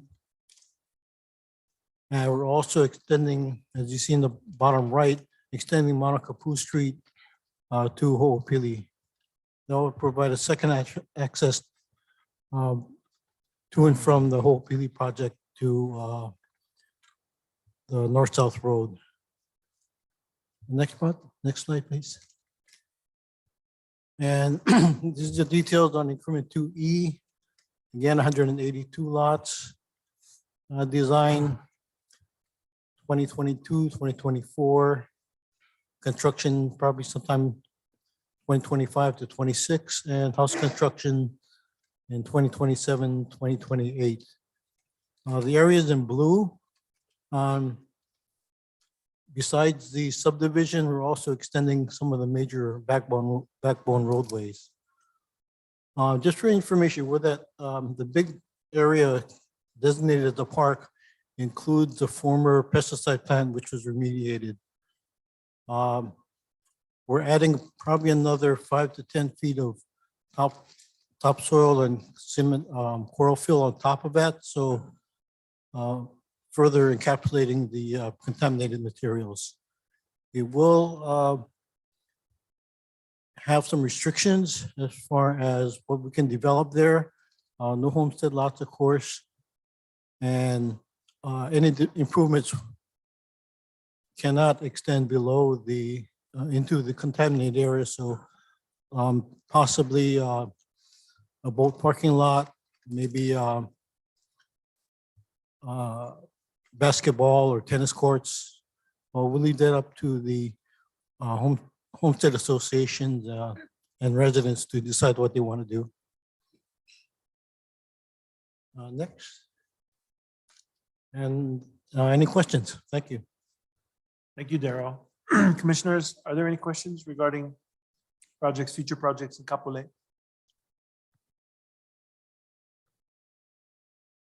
Dennis? Yeah, sure. I just have a question about that encapsulating that area that's environmentally sensitive. What's the life on that? Is there, I mean, as far as capping it, does that, is there a 40-year increment on that cap? Or I just get concerned about things, you know, coming up with sea level rise and so on and so forth. The cap is considered capping was not considered a no further action decision by Department of Health.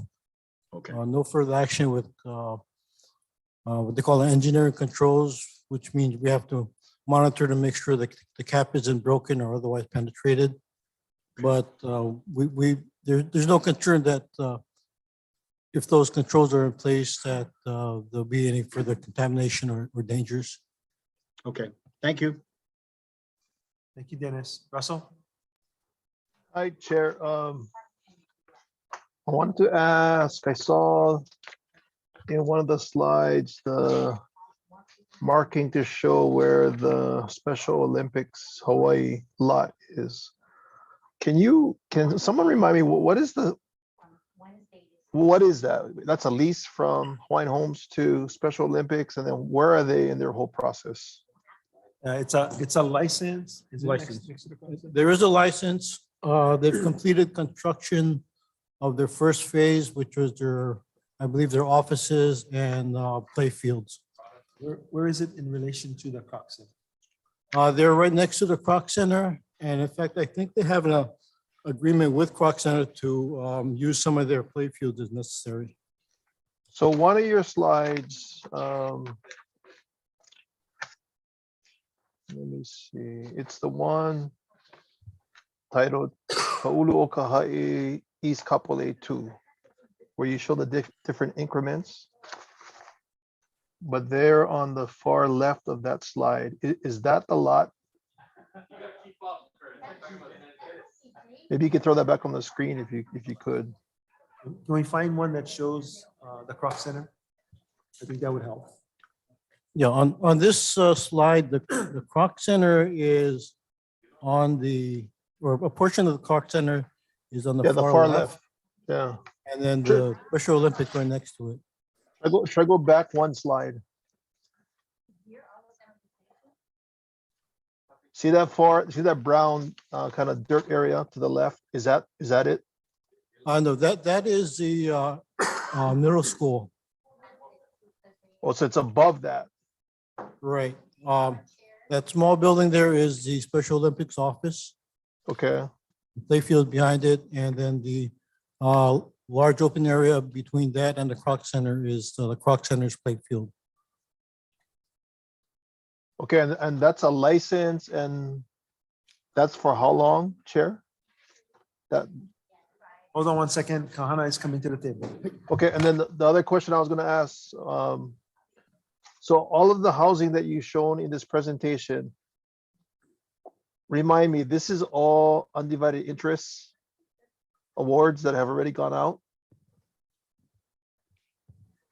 The awards were made first to the undivided interest, but there were also some awards to folks coming off the wait list.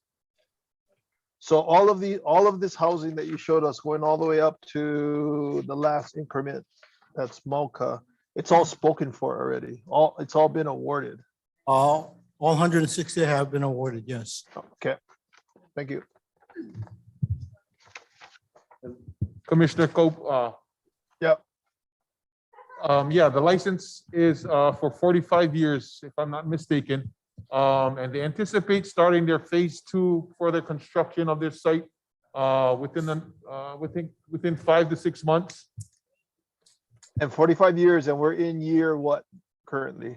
I'd have to double check that. I want to say maybe 6 years into it. Okay, that's good enough. We're relatively early in the 45. Okay, thank you. Thank you, Russell. Yeah. Can we get back off the screen? And I think Patty was next. Go ahead, Patty. Thank you for the Kapolei upgrade. I wanted to ask, since Special Olympics was brought up, and so for the Croc Center, how many years is their license for the Croc Center? The Croc Center is not our property. That was It's not, bought in- okay. So let's go back to the Special Olympics property. It was, so you mentioned 45 years, correct? Correct. Yeah.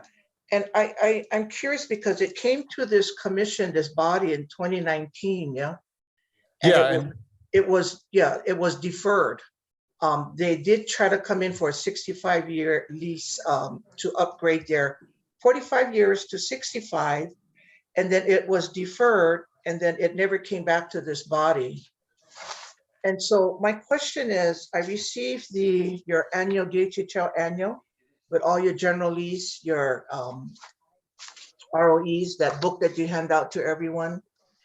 And if you take a look at the Crocs and Special Olympics, it has 65 years lease on it. So was it granted a 65 or is it 45? So Commissioner Teruya, the Special Olympics is still on a license. A few years ago, they came and requested it to be converted to a general Correct. lease. The commission was not favorable at the time, so they withdrew the request. So their license is still in effect. And as Yeah, I Kahana, think, hold on, Mr. Chairman, let me correct you. I think you deferred that item at that time. We saw that item on November, December of 2019. It was a deferral and it never came back. So you can go on and where are we on that? so if you take the deferral of the request for a general lease away, they had an existing license for 45 years. Okay. So the existing license remains in place. And I believe Kahana is trying to remember, but he said that it's likely that it's been about 6 years that that the license is in place. So they would have up to 45 years on the license, the current license that has been approved by the commission. Okay.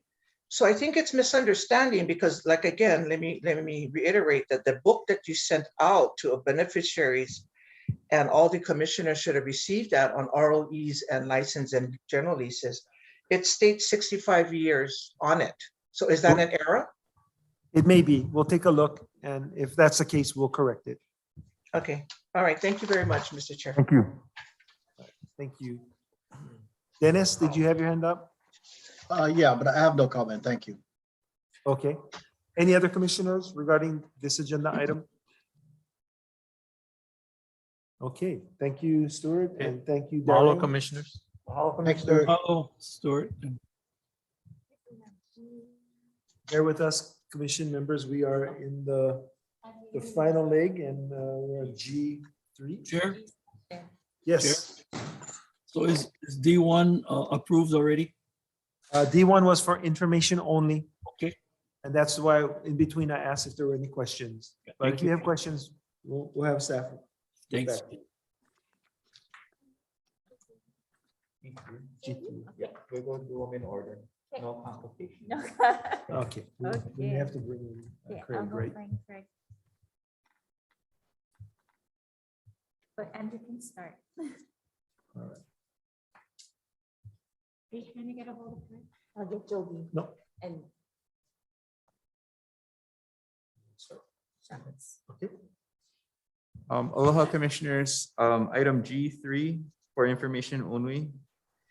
This is an information update on the USDA application and Kupa'au o Kuhio. With me today, I have Gigi Tyrell, who will be giving the update. Good afternoon. Happy New Year, Chairman and Commissioners. Gigi Tyrell with the Planning Office, here to present Agenda Item G3. This is an informational workshop. Next slide. Here's the agenda for what we will cover today. Background on the partnership between the department and Nakupa'a o Kuhio. The accomplishments and challenges with the partnership. Discussion on the last project and what's needed to close it out. And the next steps from here on pulling down the federal USDA funds. Next slide.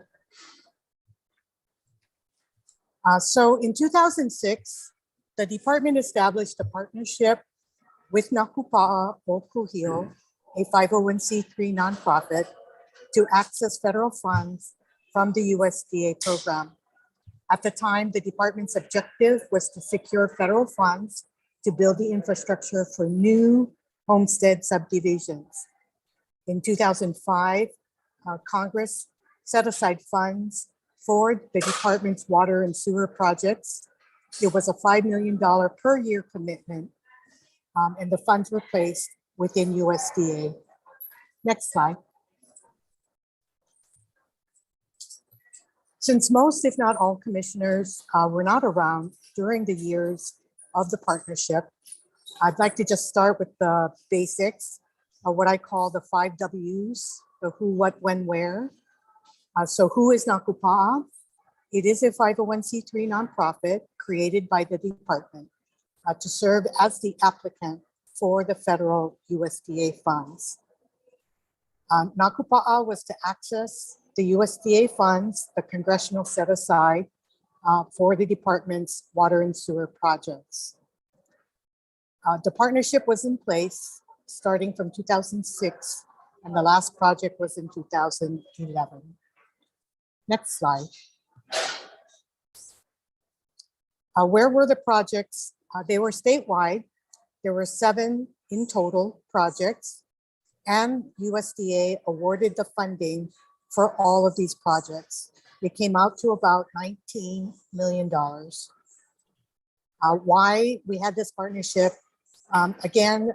This was to help the department to access the federal congressional set-aside funds at USDA. Next slide. Here was the how, or the process of how the partnership worked. Basically, there was various agreements set up and in place between the department and Nakupa'a, including an overall MOU and a project agreement for each project and a license for the subdivision property to construct the water and sewer component. The department would start the process by identifying the project. It had to be in a rural area as defined by USDA. So most of Hawaiian Homelands was eligible, except urban Papakolea. Nakupa'a would then prepare the applications to the federal USDA. USDA then awarded the funds. Nakupa'a was responsible for meeting all of the federal funding conditions. In step 7, that's an important part of the process. Remember I said that the USDA program is only for water and sewer. Since the department's projects at that time were new subdivisions, DHHO had to secure funding for all other infrastructure, the roads, drainage, streetlights, and communications. This required close coordination with Nakupa'a on procurement and contracting. When construction was piled, Nakupa'a would lease the improvements back to the department. The department in turn would pay lease rent to Nakupa'a, who then in turn repaid the federal loan.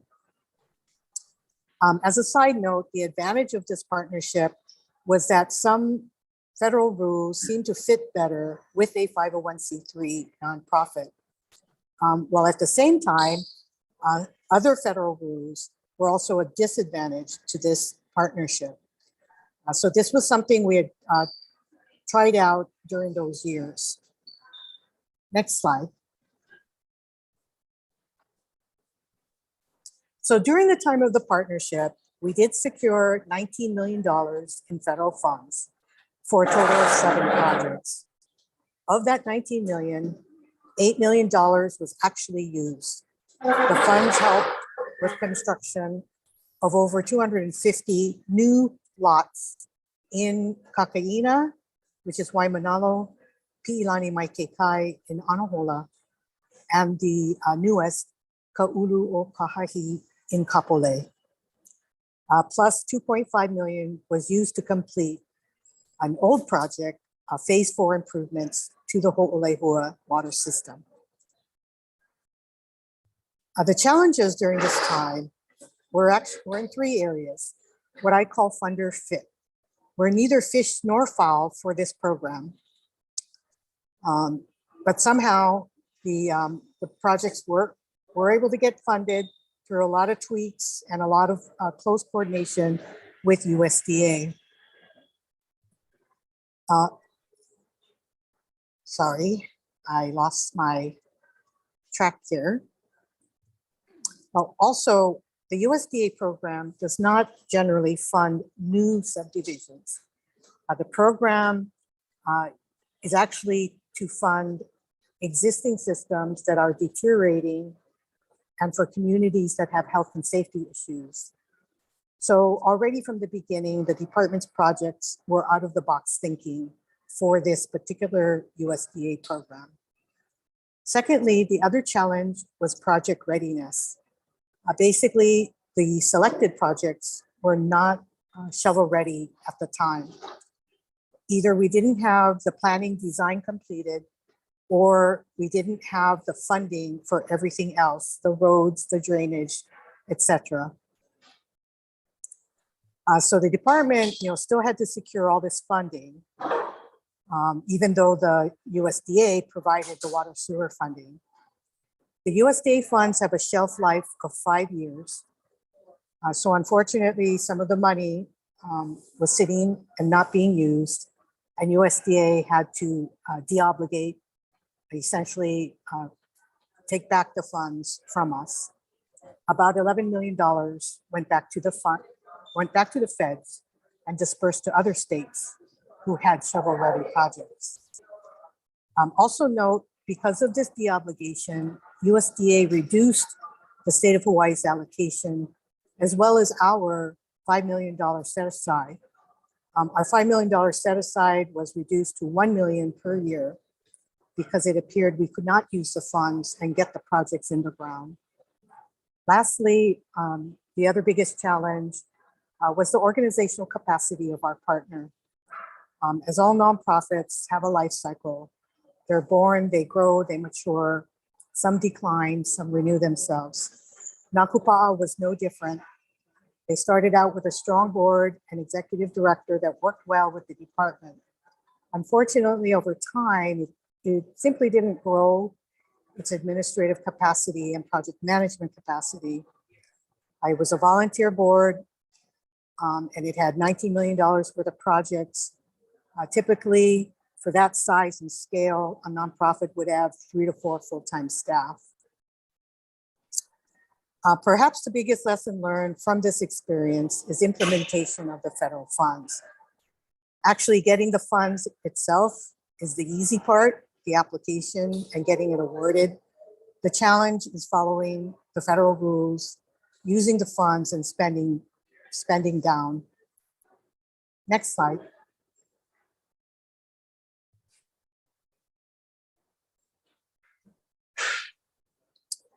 So in the end, we did use over $8 million. There's one last project in Kapolei.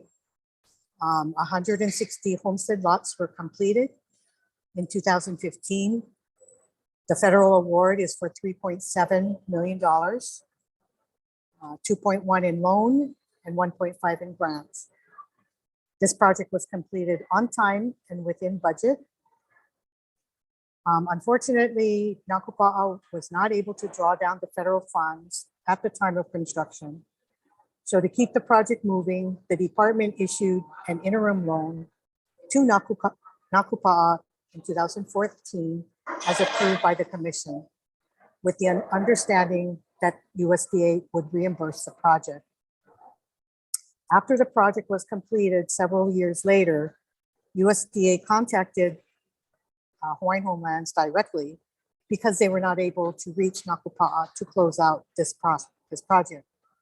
We were told that the feds were not able to release the funding to Nakupa'a.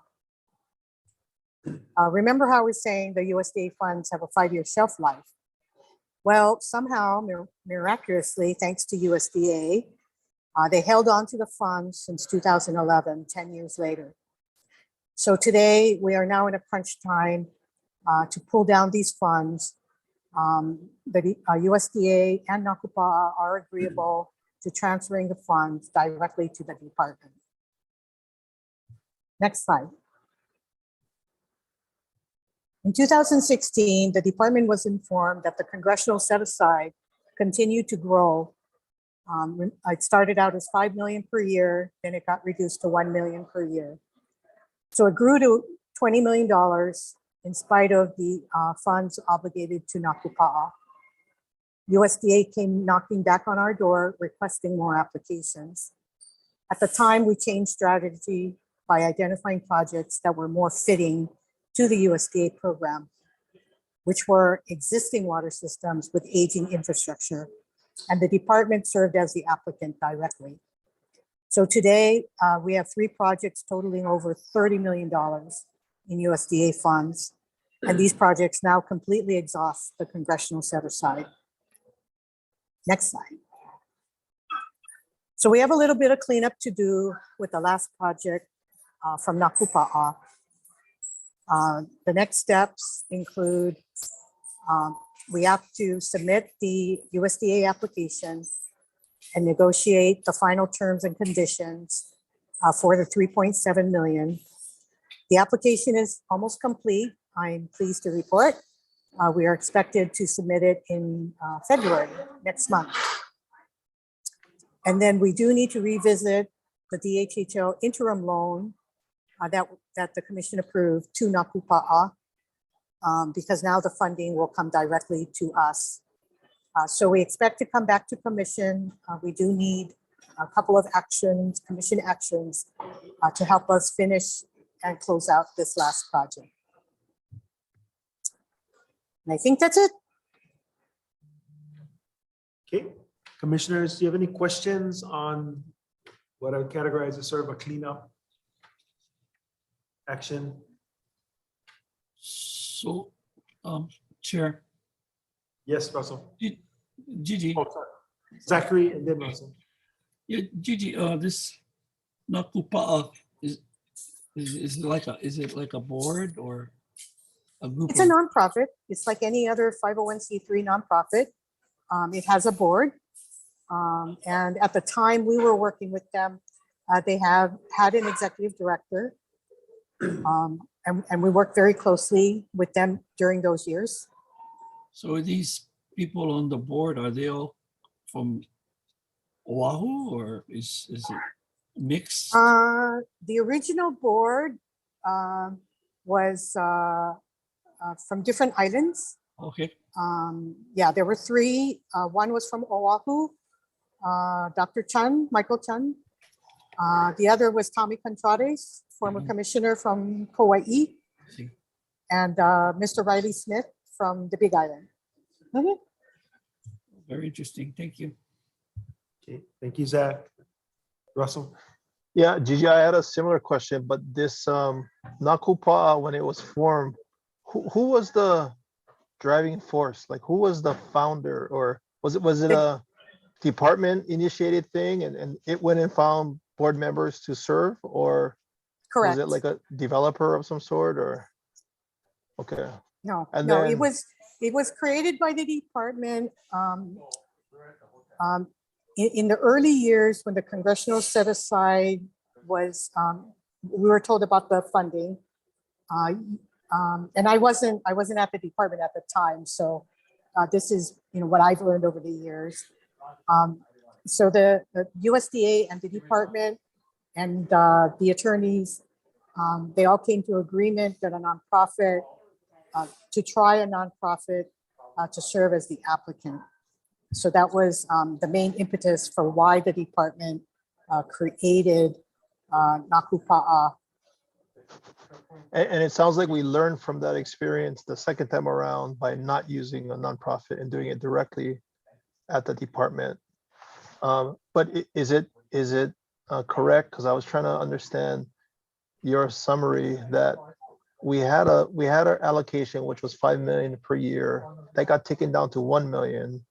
But then in the second go around, we got allocations that effectively used up the entire amount. So we ended up not losing that money. It's just that we didn't use it in a as timely a fashion as we had planned initially. Thank you, Russell. Yes. Hold on, Gigi. I'm going to ask Joby to jump in and give a little bit more background information that may make it clearer. Thank you, Gigi. Gigi's being, I guess, politically correct and careful in the characterization of what transpired, but maybe to lend a little bit of just politics to the circumstance. The congressional set aside that Gigi has referred to was an initiative by then Senior Senator Inouye to try to provide for specific monies in this USDA program for DHHL. And so there was within the appropriations language a set aside of this monies. I believe it was 5 million, as Gigi had indicated. And it was intended to be grant monies, but there was no clear articulation of the program to be utilized by USDA to implement this monies for DHHL. And so in the absence of clear direction from the congressional authorization, the USDA had chose to utilize the existing state program, which was this grant or loan grant program that we currently are in. And so at the time when this initially occurred, the guidance that we were getting from USDA was that it wasn't absolutely clear that we were an eligible applicant for these monies. And so perhaps a nonprofit organization could access and facilitate and utilize these federal resources more expeditiously than a state agency that may or may not be actually eligible via the state program.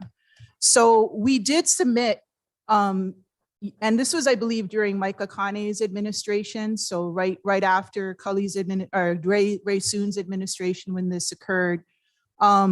There were a series of applications that the department submitted with Nakupa'a, or Nakupa'a submitted to draw down this allocation or this congressional set aside over the years. But the state program that USDA utilizes, it's a notoriously difficult program to use. And the state, and you know, this is not to throw any shade or fault to the existing USDA staff or just, you know, but they had their own state allocation balance that they had challenges distributing. And the way the USDA works, if a state allocation is not able to be distributed, it calls that back to be redistributed to other states that may be more efficient or effective in drawing down its allocation. So in the early process, the state was taking our applications and applying it to the state of Hawaii's allocation of resources and not applying it to the congressional set aside for DHHL. So that in part contributed to the slow spend of this $20 million. So you had a couple of factors that contributed to a more expeditious spend down. One was, frankly, Gigi coming back to the department and being able to provide for direct communication with USDA on a regular basis, because they suffer from the same problem we do, which is, you know, you have, I think more so, they have turnover in staff. And so one staff person may tell you one thing, a new staff person comes on, it's something else. Just, you know, it has been a challenge, but I think it's gotten better over time. So definitely having Gigi come back and helping us to shepherd this issue was a significant step forward. Number two, we do have clear guidance now from USDA that DHHL is able to be an applicant for these resources.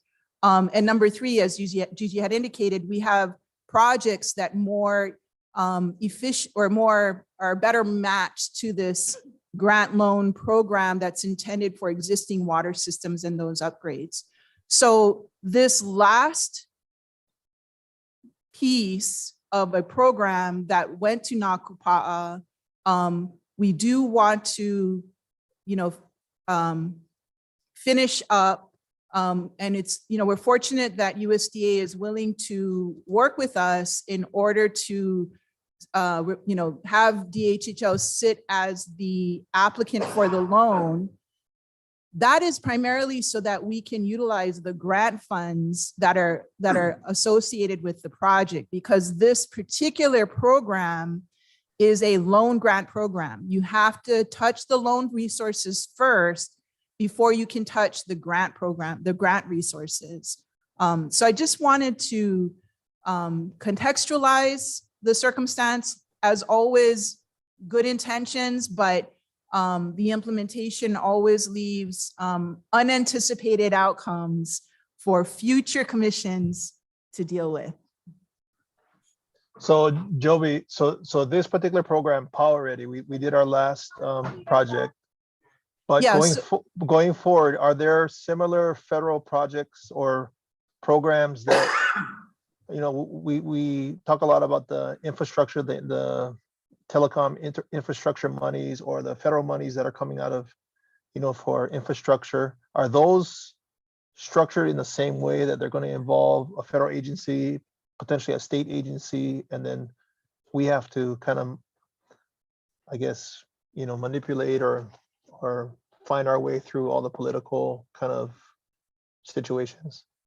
So the only commonality that exists in any kind of federal congressional set aside is that typically it is implemented through an agency, not unlike the state level. And so in the implementation of that, you're working with a federal agency and their particular rules and regulations. And so in the case of the nearly 30 million initially, an additional 60 million of broadband infrastructure funding that has been specifically set aside for the Department of Hawaiian Homelands, we'll be working with the federal agency NTIA. I don't know exactly what the acronym stands for. And I believe they're out of either, so the US Department of Commerce. So they will be the ones that have the rules and regulations associated with the utilization and implementation of those funds. So that would be the only commonality, is that the language may specifically set the money aside for us, but then as it's being implemented through a federal agency and its programmatic elements. And it differs depending on the funding source. So this would be NTIA. Any monies in the Build Back Better is probably going to run through NAHASDA, that's HUD. And then of course, right now we don't have any set aside specific to USDA. However, because we are a very strong applicant in the state pool, we do become a potential partner in utilizing the state allocation that already is coming to the state of Hawaii through the USDA, the US Department of Agriculture. So as these fall into place, I heard two things that we can learn from this prior experience. One was to question whether we do it through a nonprofit or do it directly, right? It sounds like we would prefer to do it directly if that's possible. The second one was, if we are using a nonprofit, we need to staff and pay people to work it correctly. And I don't know if that's whether you can draw funds or use funds in the program to pay for the required amount of people just to keep in the program, so to say. But am I right? Is that kind of the learning points for us going forward from this experience? Go ahead, Gigi. So Commissioner, I'm a professional grant writer for a very long time. And the rule of thumb is good projects will get the funding. So, and we will need to find the right fit. Whoever the applicant is, it really doesn't matter. It really comes down to making sure the applicant is eligible, making sure the project is the best fit for that particular funding source, and making sure you have the capacity, the staffing, the project management, the administrative. It goes on both sides for the nonprofit partner as well as us, the department. I thank you, Joby, for your kind words. When I came back to the department, I helped to sort all this out with the USDA. A large part of that is I worked this program for over 10 years. So I have expertise in this particular program. That's a lot of what we need.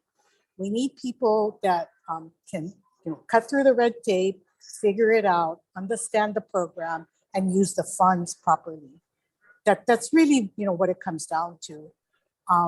Some of this federal stuff is somewhat cookie cutter, but it's learnable. It's learnable.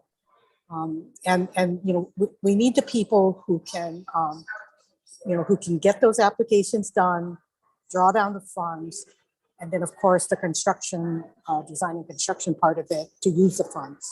So let me restate, our learning point was we needed to rehire you sooner, and then we need to keep you on board going forward. And Joey probably agrees with me. Thank you. Thank you. Yeah. Thank you, Russell. David?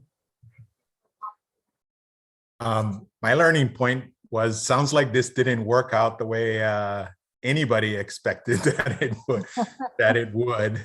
But I do have a question, and maybe this is a question better posed to council regarding this Nakupa'a. Is that Greg? He's Sorry? Craig is on the line because he's the most familiar with this project. So would you take that question? So maybe it's better in executive session, Chair. Okay. Can I move to that we go into executive session? Okay, we have a motion. Do we have a second? Second. Okay, Russell. All those in favor of going into executive session, say aye. Aye. Aye. Anyone opposed? Seeing none, the motion carries. Give us 30 seconds to get the room cleared, both virtually and physically.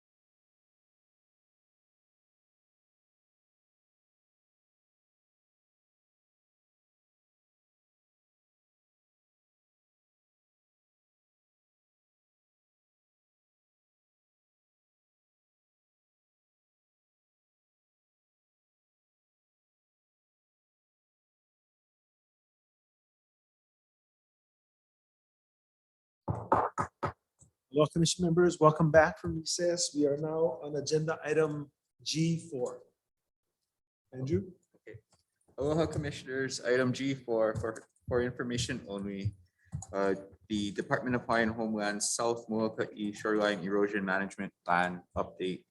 With me today, I have Nancy McPherson, who is the lead planner on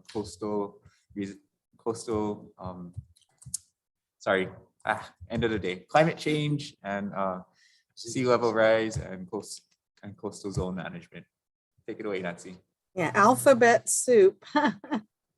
Aloha kako, commissioners. Happy New Year. It's good to see you all again.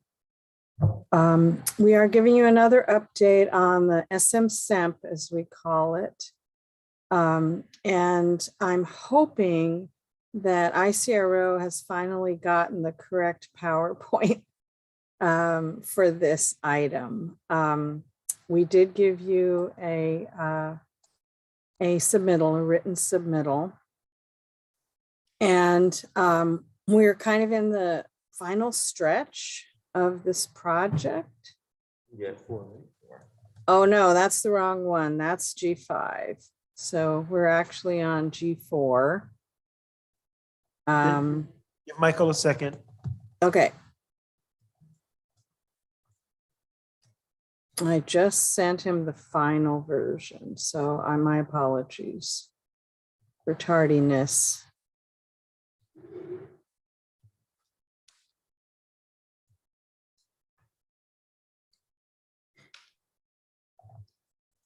And it's been a long time since we were on Molokai, which makes us very sad. But hopefully we can go back again soon and meet with the community. So that's our goal in this final stretch. Okay, so we started looking at sea level rise impacts in 2015, actually, in response to concerns expressed primarily by the Kapa'akea lessees. And we did hold kind of a community resilience and disaster planning workshop, which was very productive. We decided at that time that we needed to do this project, the SM SEMP project. In 2018, we did an informational meeting where we heard a lot of concern. Our lessees on the shorelines are very worried and are seeing a lot of impacts. Their lots are basically melting into the ocean in some cases. So we started that project. We contracted with our consultants who are joining us, Thorne Abbott of Coastal Planners, and John Summers, I think, is monitoring. He's with Planning Consultants Hawaii, and have been working very hard on this shoreline erosion management plan. So we did the first major orientation meeting in 2019. We gave our first update to the commission in April 2019. We held our first focus group meeting post-COVID in February of 2021. And the last update that we gave you was in April of 2021. So next. Our project purpose hasn't changed. These are our goals. And community input, beneficiary feedback is very, very important to achieving these goals. Because it's a conversation. We listened to their experiences, their knowledge, their history, talking about how the shoreline was in small kid time, in some cases 50 or 60 years ago, and the changes that they've seen over time. We are also educating the community as to sort of like what the state of the art science is on shoreline erosion right now. And so we're trying to meet in the middle with the traditional ecological knowledge and the ike of the lessees, along with the science. Next slide, please. So these are some of the impacts we've had to deal with. As you all know, it's been kind of a slog, and this kind of project is very much hands-on. It involves a lot of site visits. It involves a lot of direct interaction with lessees. And so we've struggled to kind of get feedback. We did have the focus group. We had struggled with bandwidth and connectivity on Molokai. People were trying to join us on their phones, which can be pretty challenging. And we were using a Zoom annotation tools, and that was challenging, not just for our beneficiaries, but for us as well. So we extended the contract, constantly hoping that we'd sort of be in the clear pretty soon. Unfortunately, that hasn't happened yet. And so what we're going to do is do one more focus group. Hopefully Commissioner Helm will be able to join us for that at the end of January, because we have continued to work on the draft. We've continued to refine it, get the best information we possibly can in there. So that was sort of the blessing in disguise, was that we were really able to work with the data and fine tune it so that it's going to be very clear, and so that hopefully we can get feedback mainly on recommendations, strategies and recommendations, and we'll talk about that in a minute. What we'd really like to do as soon as we can, I'm crossing finger before the commission meeting in April, but we'll just have to see, that we can actually hold an open house and present the plan. Unfortunately, the contract with the consultants can't be extended past the end of February, but staff will just, we'll do our best to share this. And so there may be some fine tuning to the plan after that. Next slide, please. So this is our update for the planning process. And if you see the green checks, those are for the things that are in progress right now. The red checks are everything that's been completed. And so we're working on doing the second focus group. We're working on implementation and bringing the plan to the commission. I apologize, we weren't quite ready to bring you a draft plan at this meeting, but we really wanted to fine tune the recommendations with beneficiary feedback. So we were kind of holding off for that to happen. And we're going to bring the revised plan, draft plan, back to you next month, hopefully for approval. Next slide. So we're still seeing a lot of impacts on South Shore Molokai. We know that the rainstorms are increasing in volume and frequency. So we're getting stormwater flooding combined with inundation. So those are the two photographs on the left there. We're also seeing impacts to the reefs. We're seeing changes to the wetland, pH and salinity. We're seeing a lot of erosion and beach loss, sometimes even waves affecting the roads. And we know that there's a lot of vulnerable infrastructure on Molokai, including the highway, the coastal highway, certain public facilities, county facilities, the fuel farm and the wastewater treatment plant, as well as Maui Molokai Education Center there, which is very near Kapa'akea. Okay, next slide. We'll just kind of take another look at the project area. So we did include Kalama'ula, and we are looking at it in terms of the entire area of homesteads along the South Molokai shoreline. Next slide, please. So I'm just really going to go through this briefly. There's a lot more detail in your written submittal, but this is the organization of the plan, draft plan at this point. And there's a lot of phases that have been gone through to collect the data, do the field work, do the outreach to lessees, and we're still trying to get the vetting of draft recommendations done, and then hopefully be able to go into getting final version for you to look at. Next slide, please. So this is kind of digging more into methodology. Chapter 3, there's a lot of cultural information, historical maps and photographs. We looked at socioeconomic and sort of the planning and regulatory environment.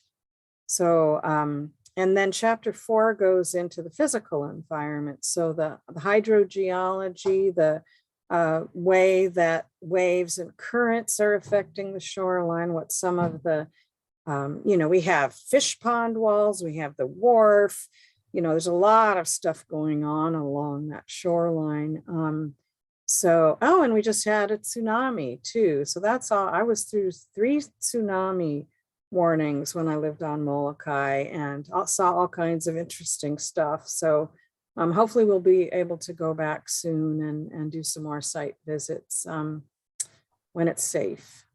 And so the major achievement here is that 4 littoral cells or beach cells have been identified. That is based on sort of the physical dynamics of the coastline and the logical, geographic features that kind of contain sediment, alongshore sediment transport. And maybe what I'd like to do now is let Mr. Abbott talk a little bit about that, and we can go to the next slide.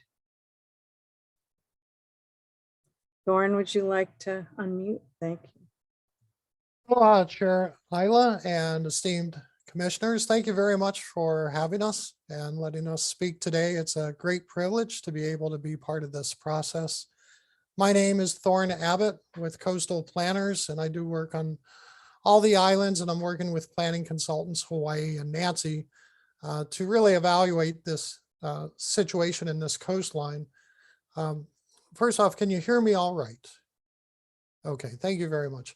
So DHHL is in a very unique position compared to other agencies, in my opinion, in Hawaii.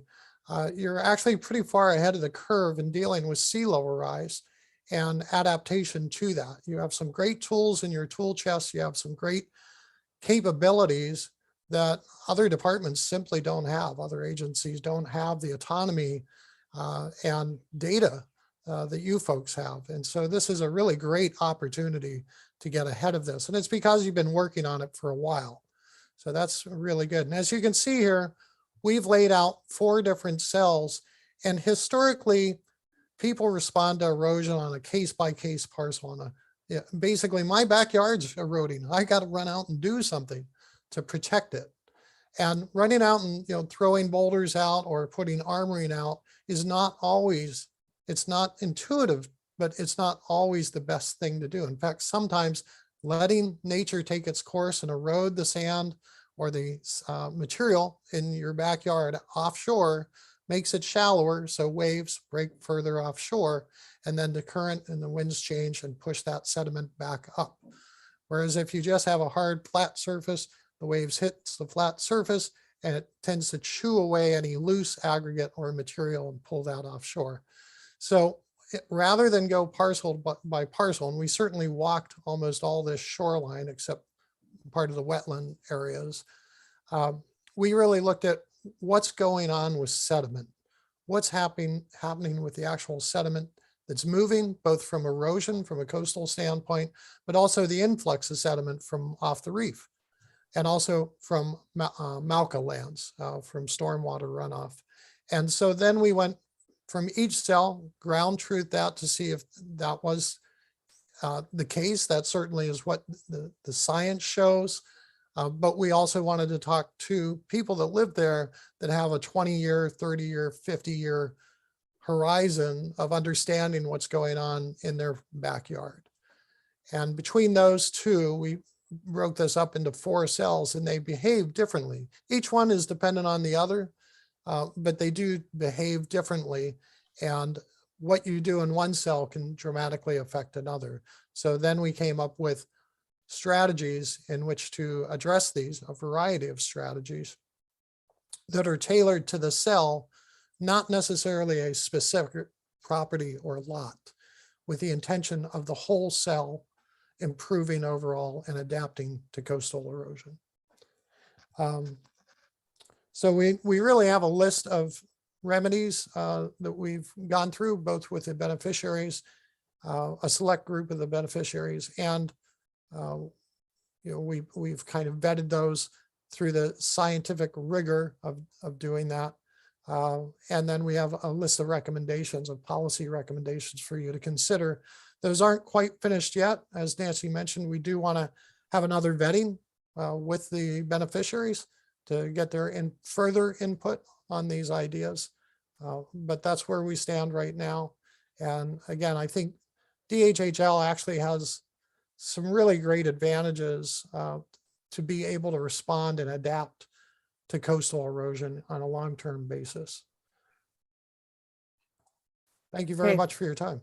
Thank you, Thorne. Can we go to the next slide? Okay, so these are the last 3 chapters. You know, we don't have that all spelled out for you yet, but we will for your next meeting next month. And we'll try to get you that submittal and a draft plan as early as possible so that you have time to take a look at it. And so there are different erosion management options. Thorne kind of alluded to some of it. We're really looking at nature-based solutions wherever possible. Large stretches of that shoreline were originally wetlands. So the idea being, can you kind of do a hybrid solution that, you know, still preserves the community, but perhaps allows for some ecosystem restoration. So those are the kinds of things we're looking at. We're looking at possibly realigning structures, you know, if there are ways to move people's homes further away from the shoreline, that might be an option. And then chapter 6 is the implementation strategy, which are going to be specific recommendations for each littoral cell. So that's where we're really going to be digging into the details.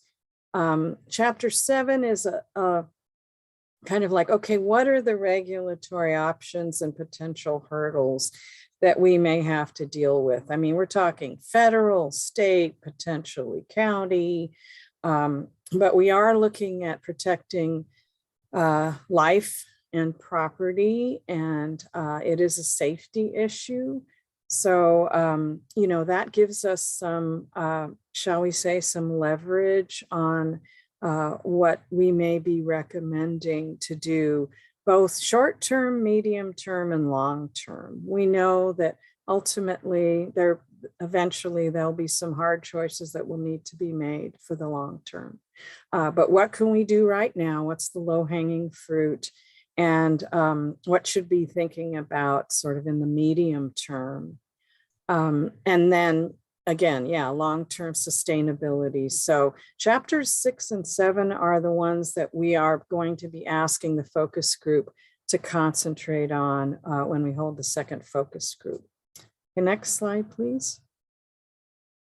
You've seen this graphic before in the last update, but so the sort of the state of the field of dealing with shoreline stabilization, you have a continuum. And you know, originally back in the day, it was all about hard solutions. It was all about seawalls.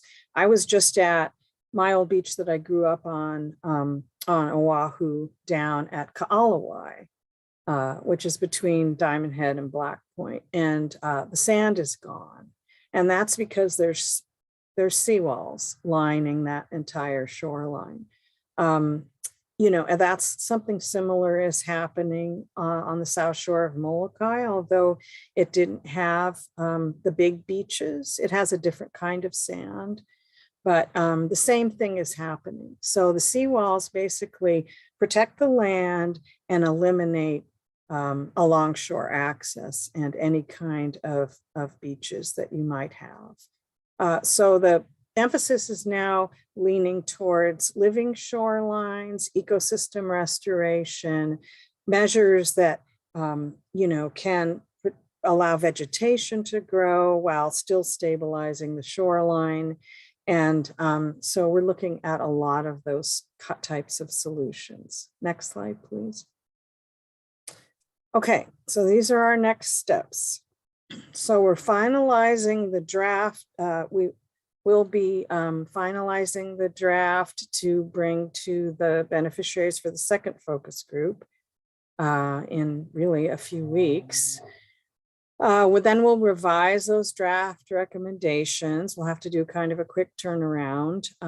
We're also going to do a newsletter update that's long overdue, but we are going to be doing that in early February to let the greater community know where we're at, and that we'll be coming back to the commission in February to request acceptance of the final draft. Then, like I mentioned earlier, even though we won't have consultant assistance, we're going to go ahead and attempt to do an open house to invite the entire, you know, homestead community of South Shore Molokai to go over the information, present it in the most sort of friendly, community-based way we can, and then finalize it. And we actually have another project coming up, which is going to be starting in summer of 2022, which is the result of a grant that we received from National Coastal Resilience Fund, I think it's called, our NRCF, Developing Community Resilience for Molokai Coastal Homesteads. So what that's going to do is it's going to take the data and the recommendations from the SMSIMP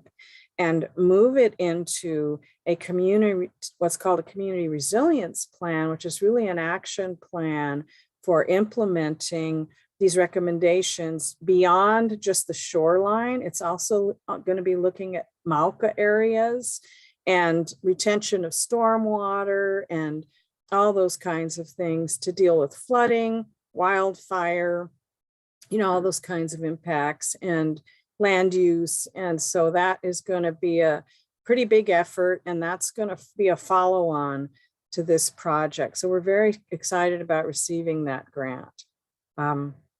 And I believe that's it. And last slide, and we would really just like to entertain your questions. Mahalo. Thank you, Nancy. Commissioners, questions for Nancy or Andrew?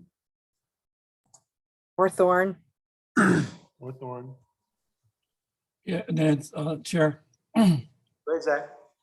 Yeah, thanks, Nancy. Thank you, Thorne, for your presentation. Nancy, you know, we were talking about the South Shores of Molokai, but also, you know, we talked about also the Department of Transportation or Department of Highways, as you know, as years have gone by, roads are eroding out of the east side of the island, and it's to a point where they cannot even pave the road because it's already, you know, eroding under the road. So, you know, and they're talking about condemning the road and moving it Mauka, you know, so it's a big problem. And you know, what's fortunate for people on the South Shores homestead areas like Kalamaula, Kapa'akea, Onali'i, Kameloa.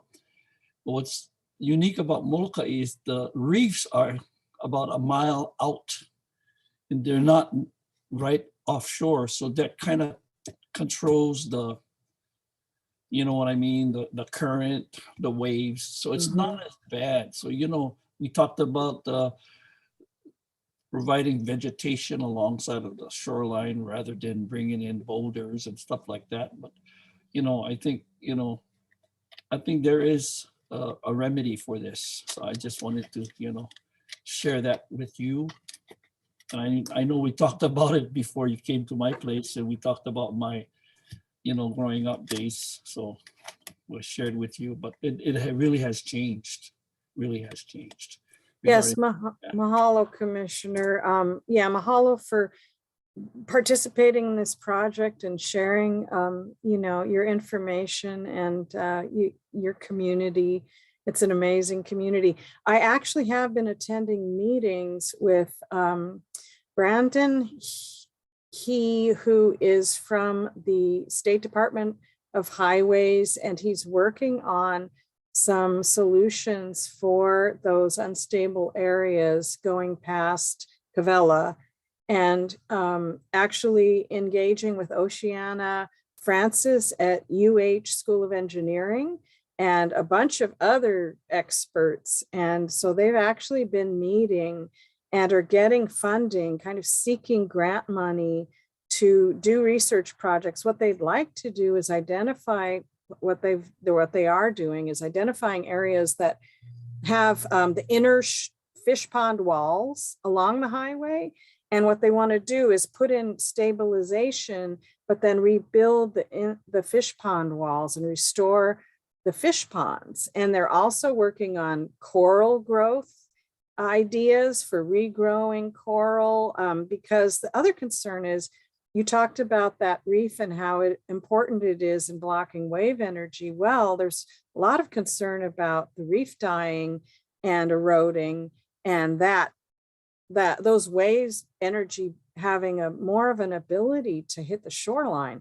So they're working on a lot of different fronts. And as soon as I can, I'll set up a session where we can share that information with the commission. It's not directly affecting Hawaiian homelands, but I think it's really interesting, you know, ideas. And there's actually a little area just at the end of Kamiloloa that is, the highway is pretty close to the ocean now. And so we may have to do something there. But yeah, I just wanted to let you know that State DOT Highways is actually working on some pretty incredible ideas for rebuilding the highway and protecting it without damaging the fish ponds. So it's very exciting. And like I said, I'll try to give you folks an update as soon as I can. Thank you, Nancy. Randy, and then Patty. Nancy, thank you for that presentation. You know, when I look at all the data that's being thrown up on the screen, what I see is this inevitable march forward, Kanaloa moving further and further inland. You know, there is, what the data shows is that there's going to be more severe erosion, inundation of wetlands and infrastructure. And that's not going to get better. And you know, this is just what the world has become. So I'm more interested in learning about the mitigation, because you know, there's a short term, there's an intermediate, and a long term. So an example of long term, I guess, would be restoring reefs, because that takes a long time to achieve. But I am interested in the short term and the impact it's having on our Kaunakakai homesteads. And so is one of the short-term solutions to move those homes further back? And if so, do we have space to do that? And in treating that as a short-term solution, how much time does it actually buy us? Mahalo, Commissioner Awo, for that very thoughtful question.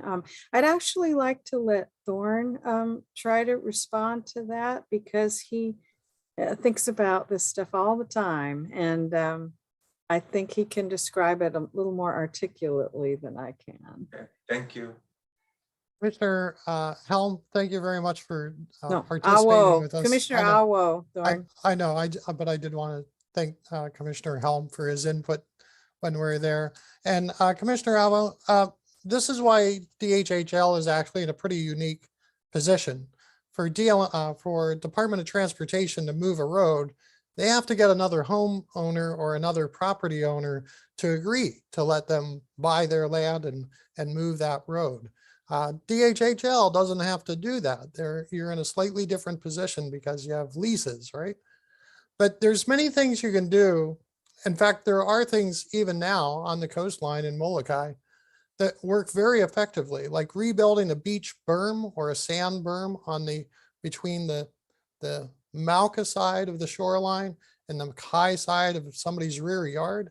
And there we have examples. They weren't on DHHL lands, but they were on the South Shore, down closer to the harbor, where there's a berm that's 3 foot or 4 foot above the surface of the land. Well, that's preventing a 3-foot wave from getting into those people's property and flooding their property.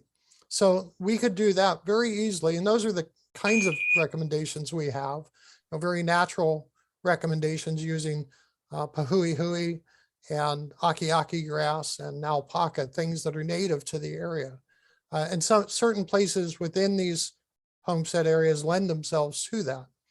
Another thing is reconfiguring and relocating in relationship to really you're adapting or realigning to flood prone and erosion prone areas. So for those areas that you can predict that are going to erode away in time, you want to avoid those. So those may be places where instead of locating a house, you want to locate some infrastructure or some accessory buildings that can be moved fairly quickly or have a planned obsolescence strategy that, by the time the carport gets ready to fall in or collapse, you can move it to somewhere that's not erosion prone or flood prone. You can also elevate buildings. That's another way to, especially habitable structures like the kitchen. The kitchen's where most of your valuable, your refrigerator, your electronic goods, right? Your fridge, your stove. And if those get flooded, they aren't always covered by insurance. And they usually don't work after one time of getting flooded with seawater. So you might want to elevate the kitchen above the flood zone to keep it out of harm's way. And eventually, on a longer term process, you want to incentivize relocating in a planned obsolescence manner, retiring some buildings and relocating Mauka, because inevitably, you're right. There's a good chance things are just going to get worse before they get better. And in a long-term strategy, you have that ability to reassemble your assets and your beneficiaries so that they can stay out of harm's way. Well, thank you for that, but it sounds much rosier than it is to actually achieve, because we have land, but we have limitations in how we can go about rearranging structures, etc. And I think, I'm currently focusing on the short-term solutions to forestall further erosion of the shoreline in order to give us more time to think through the more difficult and complex solutions that you are describing, because that's going to be painful and it's going to be costly. And so I'm hoping that we can retain as much shoreline as possible before we get to that point, because it's coming and we have to plan for it. It's inevitable, but I am interested in shoreline mitigation as the first cut. So thank you. Yes, and to be clear, we do have a whole section on natural methods to mitigate coastal erosion in a short-term fashion. So, but I appreciate it is painful and it is something you have to really thoroughly think about what the outcome would be. So thanks for the question. I hope what we provide is good data for you folks to make good decisions on. Okay, thank you, Patty. Thank you, Mr. Chair. My questions were answered. Thank you. Okay, any other question? Oh, David? Yeah, thank you. You kind of mentioned it, Nancy, but has anyone looked at the possibility of constructing additional fish ponds as a mitigation method? Yes, Commissioner Ka'apu, thank you. We have. There's actually, we studied the fish ponds as they are now and the fish pond remnants. We also have a couple of homesteaders who sort of placed rocks out, where their shoreline was, but kind of in a curvilinear fashion that resembles a fish pond wall. And that actually has been helpful in some cases. It deflects wave action. It kind of blocks the alongshore erosion pattern. So yeah, that's definitely being looked into. The high ticket methods are really tough, the huge groins and all that kind of stuff. If we can do smaller interventions that also involve beneficiaries and are culturally, pono and reflect traditional Hawaiian practices, that's really what we're shooting for, wherever we think it might be beneficial. Yeah, it's just interesting because that whole shoreline along that coast had just so many fish ponds originally. I mean, many of them don't exist anymore, but you just wonder if that was a potential solution as well. But thank you very much. Well, I just might mention that one of the phenomena that we've seen is that the sand accretes on the, up current side of the fish pond and then erodes on the down current.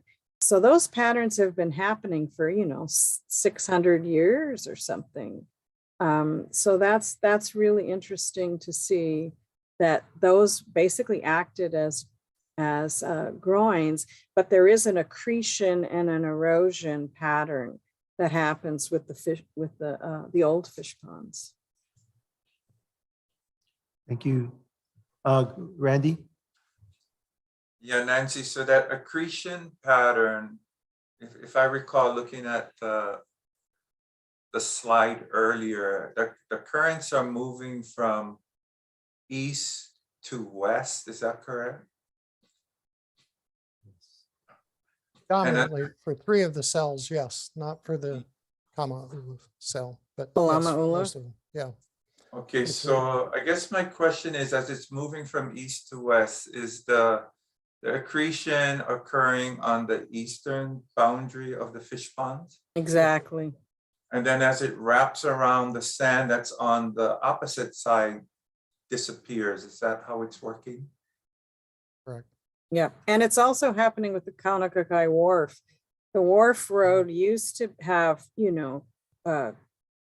hookahs in it, and then it was kind of made more solid at one point. And so there's a lot of sand building up on the upcurrent side of the wharf road. So we're kind of looking at that as a potential resource. And it looks like on the wharf, on the western boundary of the wharf, for some reason, I thought I saw the current right up against the wharf going in the opposite direction, hitting the wall and coming up. Versus, and then when you look at the shoreline, everything to the west of that Kaunakakai pier starts moving from east to west, but right in that little corridor, it looks like the current's coming back up in the opposite direction. Is that what I saw? Yes, and Thorne, do you want to talk about that a little bit there by the wharf? Sure, basically the Honokua stream, the ancient remnants of the stream and the channel that it carved, which is now the harbor, is like the bottom of a drain of a bathtub. And so even though it's in the opposite direction of the prevailing current, it's the lowest point. So it's sucking the water down and the water ends up traveling from west to east when you really would think it's going from east to west. But the prevailing influence on currents and patterns of sediment movement, definitely you have to look from Malca and what's being input from there, and also what's occurring on the reef offshore. As you mentioned, it's a mile offshore, but that has a great influence on what's occurring at that interface of the shoreline. And then in the afternoon, as the winds pick up, they really tend to move a lot of sediment from east to west, which is piling up against the Honokua wharf in the causeway. That causeway has severely changed the movement of sediment through the system. And it's also really affected the coral reefs down at that end as well. Okay, thank you. Appreciate it. Yep. I'd like to mention, we did look at fish pond walls and some best practices that we could take from building fish pond walls and how that might be translated to dry stack walls where armoring is occurring or where it should occur in the appropriate fashion, so that folks would have a good idea of how to mix the best traditional ecological knowledge with more modern day standards like filter fabric and weep holes and those kinds of things in an attempt to educate the beneficiaries of what options they might have to make something that's long lasting that fits with the environment. So thank you for that question. Okay, commissioners, any further questions? Okay, seeing none. Thank you, Nancy. Thank you, Thorm, and thank you, Andrew. Thank you. Mahalo nui loa. Mahalo. Hello. Mahalo, commissioners. Next agenda item is G5. Commissioners, item G5, an update on climate change issues around the state. And I will once again turn it back to Nancy. Mahalo, Andrew. We will have momentarily a presenter, Dr. Chip Fletcher from the University of Hawaii. But I'm going to go ahead and introduce this item with a couple of slides. So this is G5. We've been updating you on climate change for a while now. So we were asked to do a deep dive. We did part 1 in November. And so this is part 2. And what we've decided to do is start bringing in some subject matter experts to present some more detailed information. It's a lot of information, and so we're going to have to break it up. So hopefully we'll be able to do that on a quarterly or bi-monthly basis. So next slide, please. Okay, so this is what we're going to do with this item. I'm just going to briefly introduce the subject matter overall and introduce the speakers. So Dr. Fletcher's going to be talking about carbon dioxide emissions and climate change kind of on a global scale. It's a lot of very, very amazing scientific information, but he's a wonderful communicator and educator. So I think we'll all learn a lot. And he's also chairperson of the Honolulu Climate Change Commission, and I've been attending those meetings as well for several years. We'll have Q&A and then on his presentation. And so you can, if you have specific questions about Hawaii, about the Pacific, about, the various islands, I think he can help, but we also want to bring in the future other subject matter experts. And so we can dive into more of the land-based stuff and that sort of thing. And then after that, we'll have Leah Laramie, who's a natural resource planner with DLNR DOFA, and she's got some really great information to share with us about various climate change related land use initiatives by state of Hawaii. Next slide, please. Okay, these are previous updates. So your last one was in November of 2021, and that was part 1. So I briefed you on climate change impacts at the international and United Nations level. We talked about, the various reports, the IPCC report, the COP26, and then we talked briefly about state initiatives. And I talked a little bit about what Leah's going to talk about, but she has a lot more details about that. And then, what we are doing at DHHL. So that's the latest. Okay, next slide, please. So what we'd like to do, if Chip is in the waiting room, I'm hoping he's in the waiting room. If Nancy, I'm here. Oh, great. Okay. And so again, as I said, he's interim dean of SOEST and a professor in the Department of Geology and Geophysics at UH Manoa. His research and teaching focuses on climate change, coastal community resiliency, and natural coastal systems, among many, many other areas. He writes, he speaks, as I said, he's a wonderful educator, and the results of his work are used by many government agencies in developing and administering coastal policy, construction guidelines, and resilient infrastructure projects. So I'd like to now allow Dr. Fletcher to share his slides. Thank you, Nancy. Thank you, everybody. Let me share my screen. And I'm going to talk mostly about what's happening on the global scene, because what happens globally is what directly impacts Hawaii in terms of climate change. This graph shows time from 2010 up through mid-century. And on the vertical axis, we have global carbon dioxide emissions, which are the primary greenhouse gas causing climate change. And here you can see the slow rise over the last decade and the dip in CO2 emissions related to the recession due to COVID.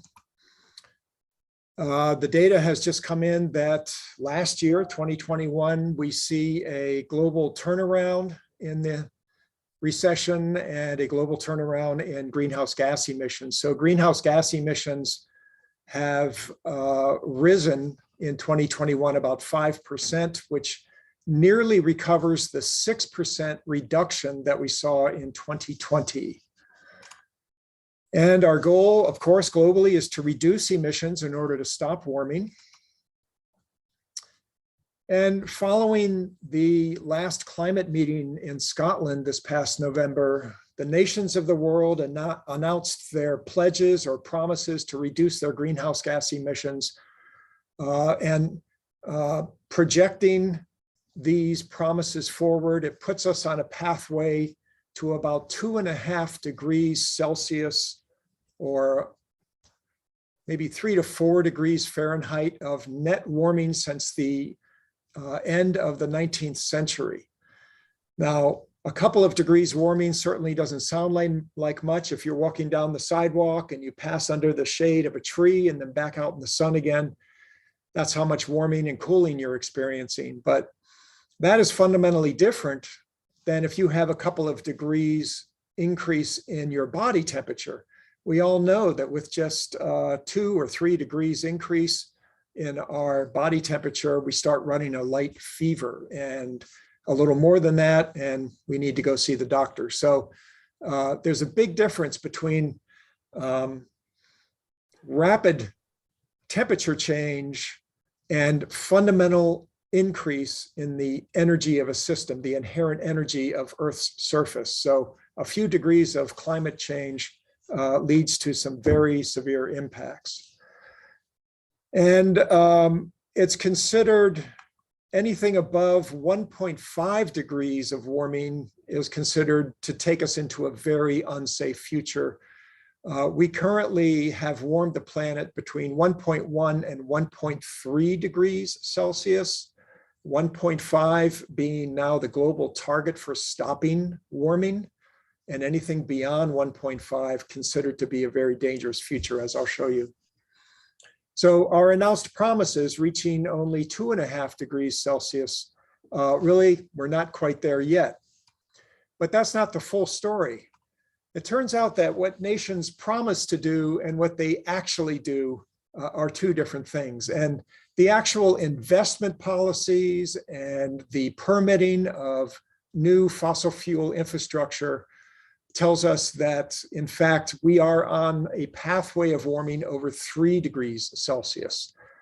And because there is this difference, we need to pay attention to what the reality is, not to what the promises are. In fact, this is the pathway we need to follow in carbon dioxide emissions if we are going to stop warming at 1.5 degrees Celsius. We need to reach 0 emissions by mid-century, by 2050. So this boundary or this gap between announced pledges and stated policies is a reality that the United Nations is well aware of. And in fact, every year they produce a new report called the GAP report, which analyzes this difference. And there was a GAP report addendum or an addition that came out during the November climate meeting in Scotland, updating everybody. There was also at that time a report by the Washington Post looking into the national data that is released on what their greenhouse gas emissions are. And we find that emissions are in fact underreported by an average of 23%. All right, so we have this gap, plus we have underreporting. There's also a potentially even larger problem, and let's walk through this. Every year, about 86% of our carbon dioxide emissions come through industrial economic activity of various types, which includes transportation and manufacturing. And about 14% of our carbon emissions come from land use, like deforestation, deep plowing of soil, which releases carbon to the air, and other sorts of land use impacts that reduce the amount of carbon that's in the ground and release it to the air. This released carbon dioxide to the air, about 46% of it goes into the atmosphere and causes warming.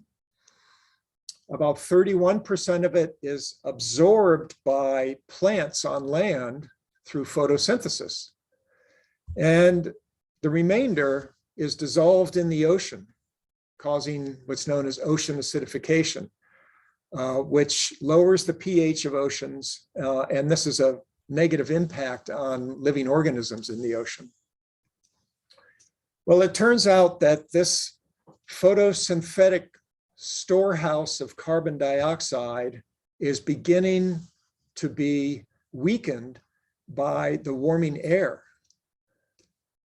And so to understand this, we need to recognize that plant photosynthesis removes carbon dioxide from the air, but then plants also engage in a process known as respiration, in which they release carbon dioxide to the air. And photosynthesis actually has a thermal maximum, a heat limit.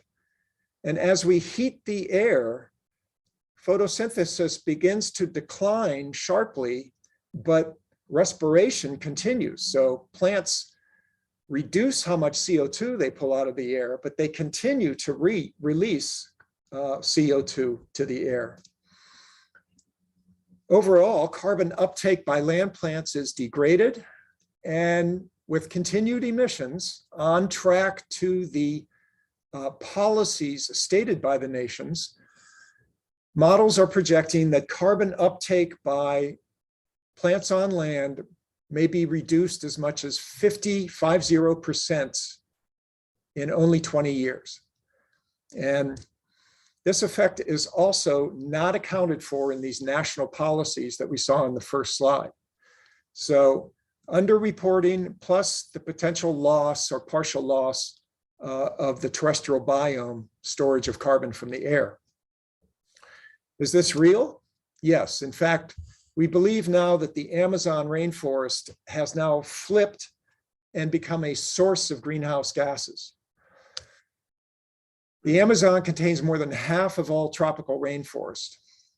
Logging, mining, hunting, deforestation, damming, drought, and tree mortality because of heat rise have reduced the biomass of the Amazon by 1/3 over the past decade.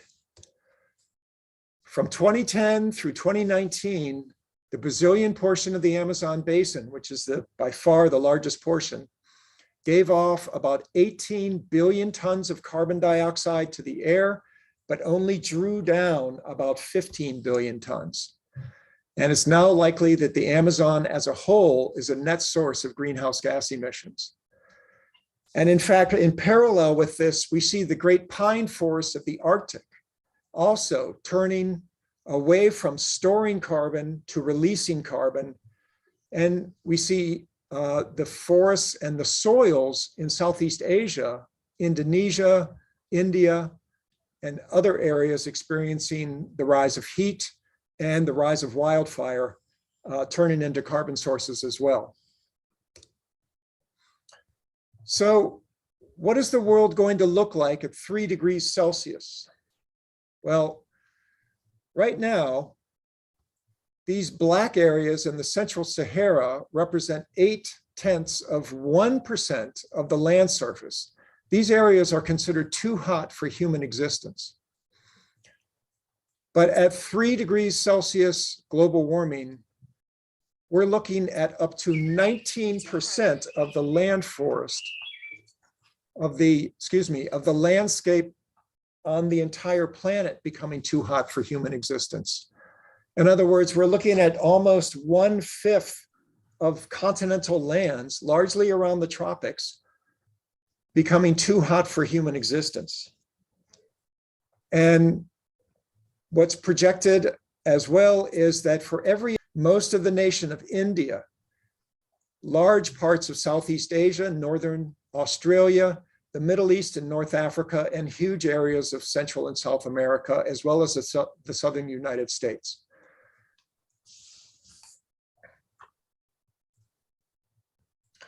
So here is the history of carbon dioxide emissions since 1850. And here is what needs to happen in order to stop warming at 1.5 degrees. Emissions must globally go to 0 in the next 30 years. And if instead we miss that and we want to shoot for 2 degrees C, we get an additional 15 years for our emissions to decline to 0. The pathway to stopping warming at 1.5 degrees is to cut global emissions by half at the end of this decade in 8 years. Then we must remove CO2 from the air for the rest of the century, and in fact, for centuries beyond that. Because the air is now going to be essentially permanently warmer unless we pull down the gases that are causing that warmth. The implications of that I'll get to in a second. This decade is probably the most pivotal decade in the entirety of human history. We've changed the climate to the point where we threaten our very socioeconomic framework. We threaten global trade. And threats in global trade threaten isolated locations like the Hawaiian Islands. So the colored lines that you see on the bottom here are all the different forms of non-fossil fuel energy: bioenergy, hydro, nuclear, wind, solar, etc. And then up here at the top of the graph, you see the growth in energy consumption from fossil fuels, oil, coal, and gas. And we have this little downturn in oil, coal, and gas use that took place during the COVID recession in 2020, But I've already reported to you that we're going to see an uptick. In fact, we have seen an uptick of about 5% in 2021. So I'm waiting for the new data to come out, and we'll see a little return back to old trends of fossil fuel use rising again.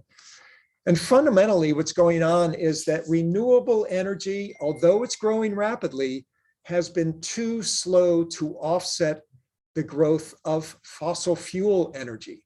And the growth of fossil fuel energy is typically taking place fastest in the developing nations, India, Africa, Central America, Southeast Asia. These nations that are trying to develop high levels of transportation systems, hospitalization systems, education systems, infrastructure to their cities. And they're doing so using fossil fuel energy because that's what's already in place. So how is this going to play out in Hawaii? The Honolulu Climate Change Commission looks at this in the form of shocks and stressors. Shocks are short-term events such as extreme weather events. Stressors are sort of the slower rise of impacts resulting from climate change. Overall, I believe that we're looking at continued disruption in global trade, and perhaps worse than disruption, long periods where global trade is no longer able to deliver to Hawaii, either through shipping or through aviation, the food and other resources that rescue us basically every day. We're also potentially looking at accelerated sea level rise. Reports have come out in the last month about 2 large glaciers in West Antarctica potentially reaching tipping points where they may rapidly flow into the ocean over several decades, potentially leading to over 1 meter or over 3 feet of sea level rise this century. And then we are looking at longer term sea level rise flooding with annual wave run up over the shoreline, groundwater in the coastal zone rising to flood lands because the water table in the coastal zone goes up and down with the tides. And so as the ocean goes up with sea level rise, the water table in the coastal zone goes up with sea level rise. And in places like Waikiki and Honokua and other low-lying urbanized areas, they are built on old wetlands. They lie close to the sea level, and we'll see groundwater flooding there as well as problems from coastal erosion and wave runup. We're also looking at many centuries of rise. I was listening to the discussion with Thorne Abbott about the Molokai erosion problem. There's not a temporary aspect to sea level rise. We are looking at centuries of rise. And when considering things like roads and shoreline communities, it is appropriate, as I heard, to discuss what are short-term solutions and then what are longer-term solutions. Each of the last 7 years has set a new record in terms of the heat content of the oceans. And we also have the acidification of the oceans, and together these are having negative impacts on our reefs and on our fisheries. And we are subject to a new phenomenon known as marine heat waves. You may recall the summer of 2019, we set over 300 individual temperature records in Hawaii. That was not because of an atmospheric phenomenon of heat. That was because we became surrounded in warm ocean water, known as a marine heat wave. Our heat shocks are as much due to the marine realm as they may be due to things like the heat dome that hit British Columbia and the Pacific Northwest this past June, which is an atmospheric event. In Hawaii, we're seeing an average of 2% decline in rainfall per decade, and this goes back over a century. And we are seeing growing drought, longer, deeper drought, especially on the leeward sides of the islands. And this is resulting in the drying up of streams so that many streams now only flow when it rains. And in between streams, in between rainfall, the streams are dry. In a natural, normal system, streams continue to flow between rain because the groundwater pushes water up through the channel of the stream and feeds those streams. But our water table, our groundwater table up in the watersheds has declined, presumably because rainfall overall has declined. And this also leads to a reduction in the Mauka-Makai connectivity. The reefs depend on nutrients that come down from the upper watersheds. We also see an increase in intense precipitation, increased extreme precipitation and storminess, especially during the wet season. This is projected to continue. This, of course, leads to increased flooding. And when rain hits the ground surface in an extreme fashion, it runs off and does not do a good job of recharging the water table.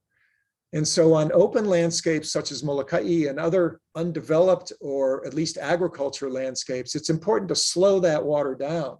And anything we can do to cause the water to slow and give it a chance to soak into the ground and recharge our aquifers, that's an important step to take. We're also seeing increased variability. El Nino, La Nina, these are years where heat, rainfall, drought, they tend to have an extra punch. Hurricanes, tropical cyclones generally are trending away from the equator. That brings them up onto the same latitude of the Hawaiian Islands. So we have seen more and more hurricanes approaching the Hawaiian Islands. We've been lucky in the last decade. We haven't seen direct landfall, but that's just pure luck. We've also seen a reduction in trade wind days. The winds are no longer coming mostly from the northeast. They're coming more from the east. This is warmer air. And also they interact with our ridge lines in new ways, which result in less precipitation. And heat is growing, both singular heat events, as well as just a long-term, it's hotter out there. This leads to medical problems. It dries the soil. We see less relief at night. One of the things about climate change is that with growing heat, the nighttime warms as well. And we see increased wildfire. Now, this is not purely climate change. It's related to invasive grasses. And the vast majority of wildfires are human caused, which suggests that there's a management handle on this that we can do a better job with. So this is the last slide. And I just want to point out to you that this is warming since the late 19th century. Notice that the Arctic is warming faster than anywhere else, 4 times faster than the global average. We have Greenland melting, which is shedding cold, fresh water into the North Atlantic. And this fresh water is slowing down what's known as a conveyor belt current. That conveyor belt current is not taking heat out of the South Atlantic as much as it used to. And so the South Atlantic is heating up, the Southern Ocean as well. And that leads to amplified warming of the Antarctic ice sheet. And notice that the oceans are not as warm as the continents. The oceans are cooler than the air, which means oceans are absorbing heat from the air. And about half of sea level rise is due to thermal expansion of the oceans. So as long as the air continues to be warmer than the oceans will continue to absorb heat and thermally expand. The latest report from the United Nations tells us that this will play out for many, many centuries. Sea level rise is essentially inevitable unless we develop a global network of carbon dioxide reduction steps. And with that, I will end. Happy to take questions, Nancy, when you think it's appropriate, and I'll stop sharing my screen. Thank you. Yes, we can go ahead and entertain questions for Dr. Fletcher. Commissioners, Randy?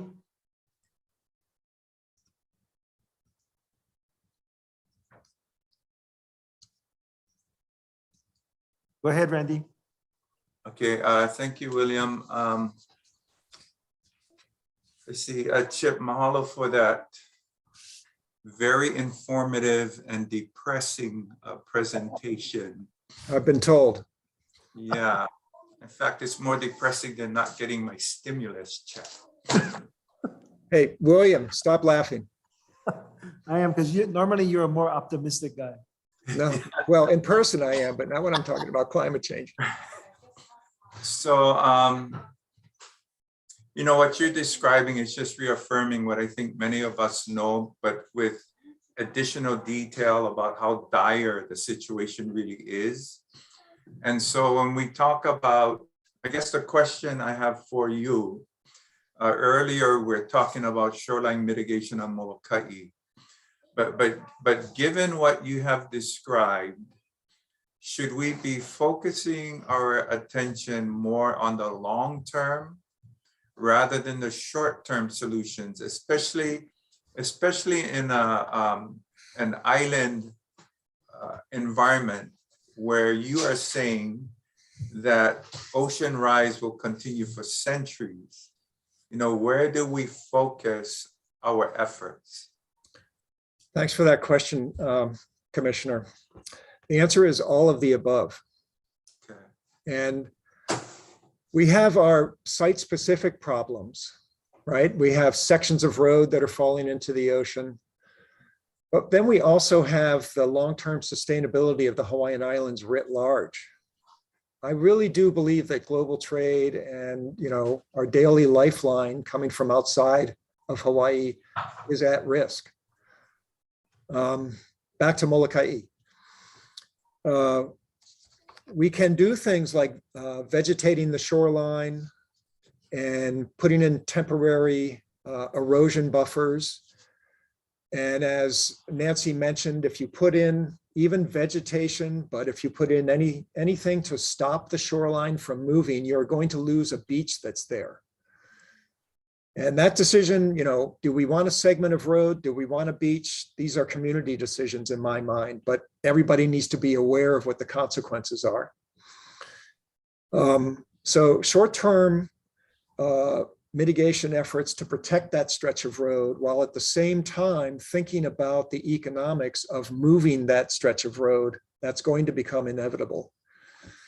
Now, if the glaciers in West Antarctica continue to hold on for a couple of more decades, we have time for these longer term solutions. We have a decade or two before we have to move the road. But we don't have to the second half of the century. We have a decade or two, but that will be a decade or two, including, you know, replanting that vegetation, replacing those boulders or whatever it is that is your short-term solution, because they're going to be increasingly displaced by high wave energy, as was mentioned earlier, as sea level continues to rise. Okay, so well, thank you for that. That's good to know. I think there are many people as individuals that recognize that we are in dire straits when it comes to our climate. I think where it gets away from us, what you're describing, this global impact, where it gets away from us is an understanding that it will take entire nations and governments and multinational corporations, global corporations, to participate in this mitigation. And that's the scary part, because as you described, you know, what they commit to and what is actually occurring in reality is very different. And so it feels like this is going to worsen over time, short of their global participation in this effort. Thank you. That's all I got. That was a great comment. I would just add to it, you know, as we all do in life, plan for the worst, prepare for the worst, hope for the best. Yeah. Thank you. Thank you, Chip. Mike? Thank you, Chair. Yeah, thank you, Chip, for that presentation. I echo Commissioner Owell's comment about the dire straits that the world is in. And but I wanted to, so I had initially a question. You showed the map where there are areas on the globe that's uninhabitable because it's too hot. So I was thinking, because we're near the equator, that we would perhaps be in that situation. But then you showed other maps later that the oceans are cooler. And so maybe that's why Hawaii is not as affected at a higher rate of, temperature. Is that? Yes, the continents are warming faster than any other sort of large geographic footprint. And the oceans do, they do give us some relief. Yeah, and I wanted to mention, you mentioned that the developing countries are probably the largest contributors to CO2 emissions. And that's going to be a challenge to get them to turn back, because, they want to be like all other countries that are doing well. So that's going to be a big challenge. Yeah, you've nailed it there. It's not fair to ask them to give up their dreams and to slow down their development.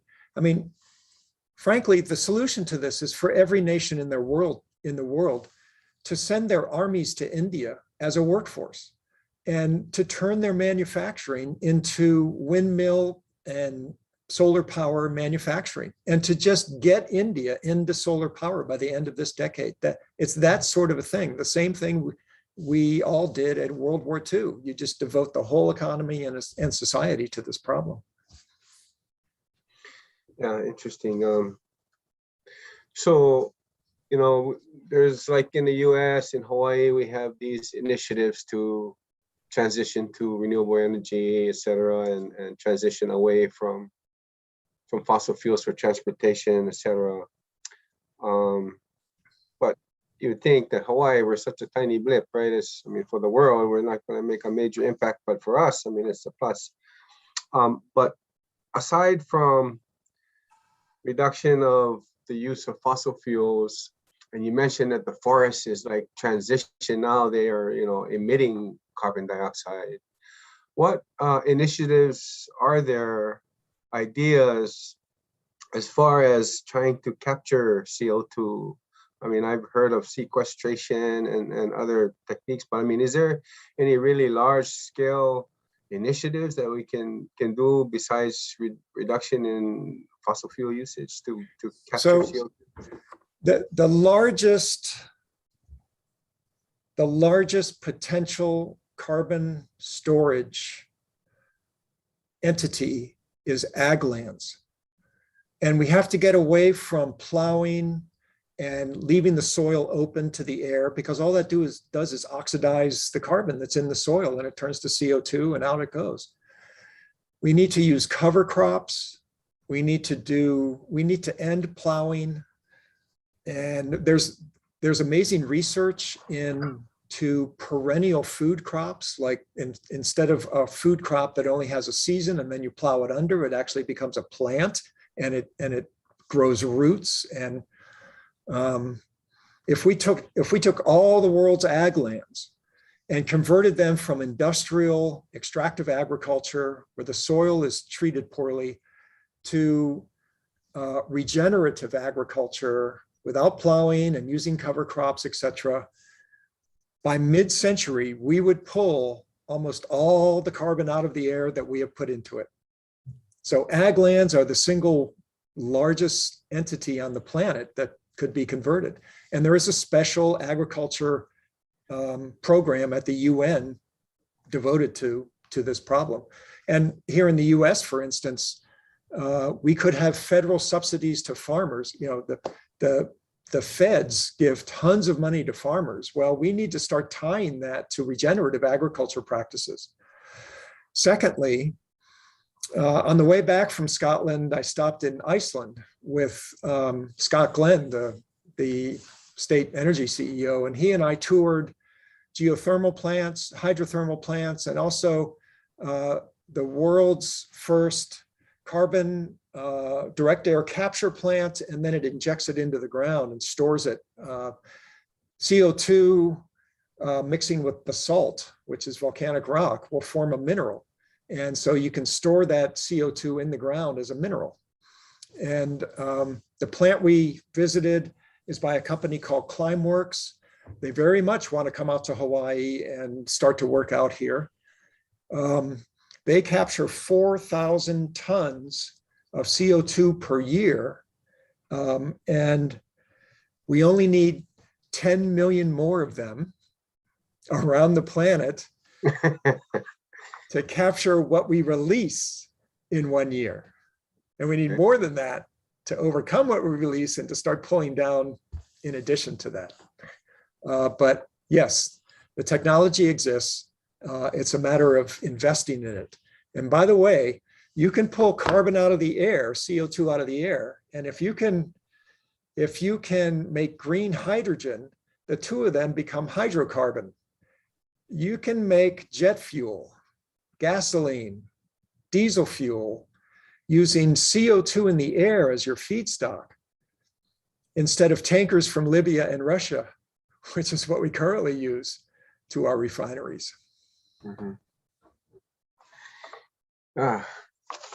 Again, thank you very much, Chip. I did want to point out, though, we did have a hurricane make landfall in 2014. It was Dhhl in Puna.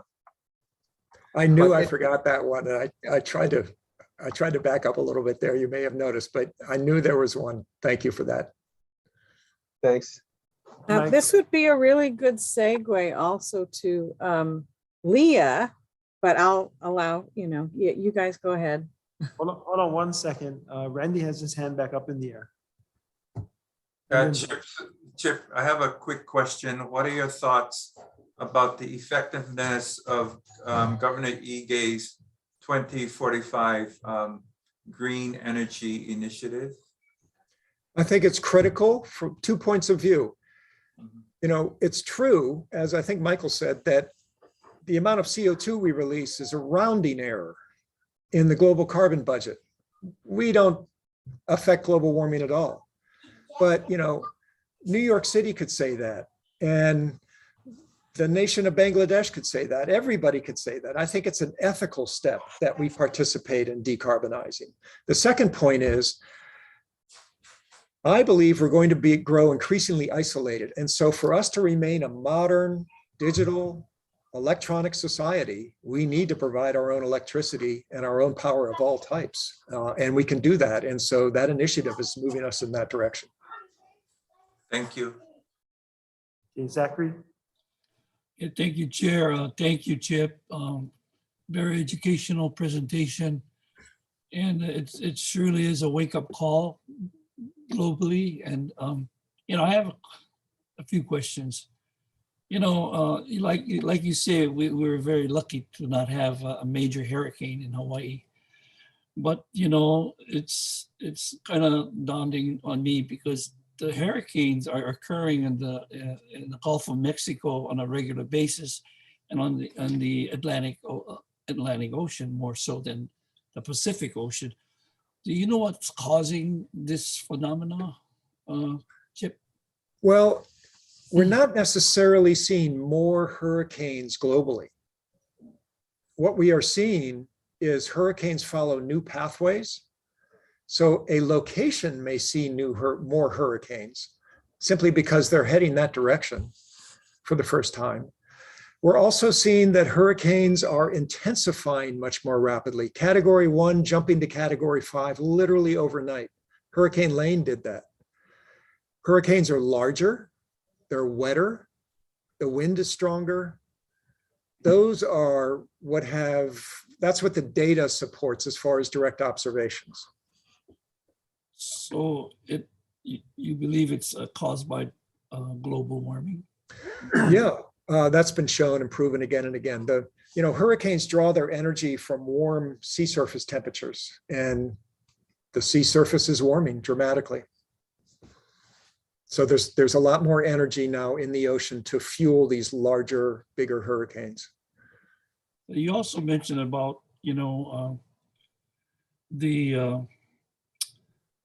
droughts that we're having in Hawaii, more so than before. And it's, there's a concern about the aquifer on Molokai, for example. We're concerned about, the lack of rainfall. We might not have as much, water resource. So is that something that how do we combat that to make sure that, that we don't end up, restricting our water resources? Yeah, well, recognizing the problem is the first step. So, yeah, thank you for that. Number two, we need to continue to beat out the invasives from the upper watersheds. Our watersheds, the ecosystems in our watersheds have evolved to pull water out of the air. Fog drip, where the clouds interact with the leaves and stems of trees, fog drip can constitute up to 30 to 40% of the recharge to our aquifers. So, restoring our native ecosystems is critical. Slowing down the flow of water across the land, that is critical. Revegetating watersheds that have been denuded. These are all important steps. Thank you. Yep. Thank you, Zach. That is a perfect segue to Leah Laramie. There are no other questions for Chip. We'll let him continue to strategize on how to fix the bigger macro things, and I'm sure we can get him back to share those ideas with us. I think, if we were in the 80s or maybe it was 90s, this would be our scared straight moment, and I hope everybody is. Yeah, thank you, Dr. Fletcher, very much. Wow, Chip. Okay, could we bring up the slides for Leah? I had an intro slide, but we don't need to show that, I don't think.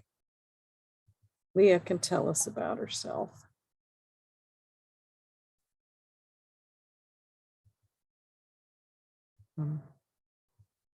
Mike, do we have the PowerPoint? Oh, yay. There we Thank go. you. All right, mahalo everybody. Thank you for having me today. You're right, that was a perfect segue. My name is Leah Laramie. I am with the Department of Land and Natural Resources. I'm also the state liaison for the U.S. Climate Alliance, Natural and Working Lands. So as you folks may know, the state of Hawaii is part of the U.S. Climate Alliance, which was formed in 2016 when we had leadership that was convinced that climate change was not a real thing. So a bunch of states got together to say, hey, we know climate change is happening and it's happening now, and how can we continue to work together to address this? So today I'm going to hopefully be talking about a little bit happier news than what Chip shared with you. And we're going to look at nature-based solutions. Nature-based solutions will need to play a role in the net negative decarbonization of the economy by 2045. So as we just talked about today, we do have the 2045 goal to be net carbon neutral, or negative, sorry. So that means we'll be sequestering more carbon than we'll be emitting. And as Chip shared, nature-based solutions and natural and working lands, such as agricultural, will be really, really important in addressing this. These nature-based solutions also provide great co-benefits rather than gray infrastructure alone. So we're thinking of things such as just clean air, in the same breath, carbon sequestration, what Chip just described about that water capture and filtration to ensure our water security, soil stabilization and erosion control. Our native species have stronger root systems that hold soil in place. So when we do have those big rains, all the soil doesn't run off with them. They also naturally slow down the flow of water. So as the rain falls from the sky, it hits, a series of leaves in the multi-canopy. So it slows it down so it's not hitting the soil as hard. And though this is a kind of sub point, the reef protection is actually huge for us, that by making this soil stabilization and erosion control, we're also protecting our nearshore reefs from getting covered in that sediment and keeping them healthy because they already have all these stressors such as ocean warming and acidification. They also, nature-based solutions also provide a cooling effect and can also provide food and medicine for us. Next slide, please. So the first initiative I'm going to share with you folks is the Trillion Trees Initiative. This is a global initiative that stemmed from the World Economic Forum's efforts to accelerate nature-based solutions.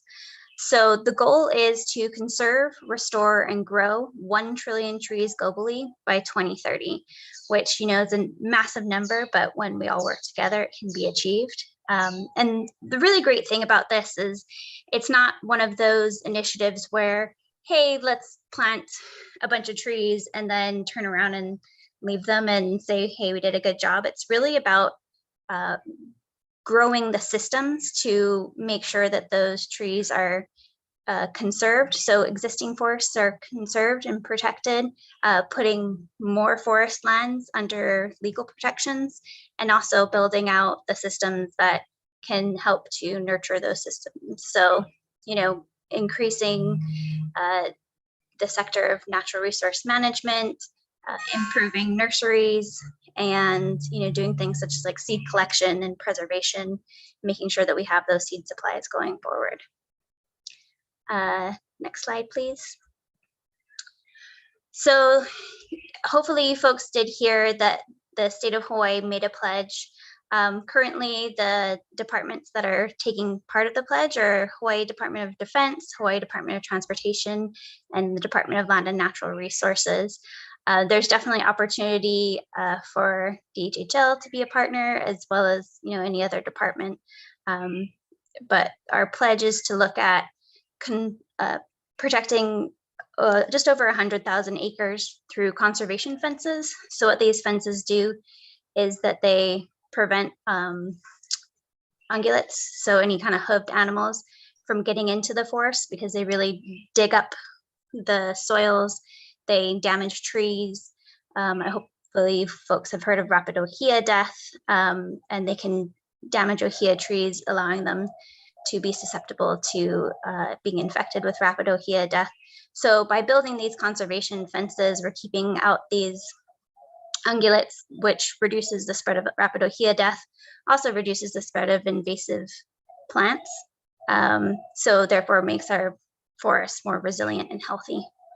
We're also have a goal of planting 50,000 trees annually between 2020 and 2030, and then conserving 150,000 trees annually by putting them under legal protection. So that will mostly be through the acquisition of additional land parcels, so purchasing land from private entities and putting them under different like forest reserves or natural area reserves or other legal protections, such as conservation easements. So through all these actions, the state of Hawaii's ultimate pledge is to protect 100 million trees by 2030, which is just an astronomical number. I was the lead on this, coming up with this estimation of what we possibly could do for this pledge. When we first came up with this calculation, I was sure we had to be wrong, but excitingly, when we checked and double checked, this is actually the number of trees that we can protect in the next decade if we continue our efforts and hopefully increase them over the years. Next slide, please. So one of the other initiatives that we've been working with, I'd mentioned that the state of Hawaii is part of the U.S. Climate Alliance. There is a wonderful natural and working lands research team that is working on that aspect of the U.S. Climate Alliance priorities. So that's a team from the Nature Conservancy, DLNR, U.S. Forest Service, Healthy Soils Hawaii. We're open to new members if anyone wants to join these meetings, but we just all kind of get together to come up with, how can we maximize carbon sequestration on natural and working lands. while also keeping in mind, that food production is really going to be key. I think Chip mentioned multiple times that, we're going to become more and more isolated. So we have to become more resilient and also, ensure that we're providing food sources for local consumption.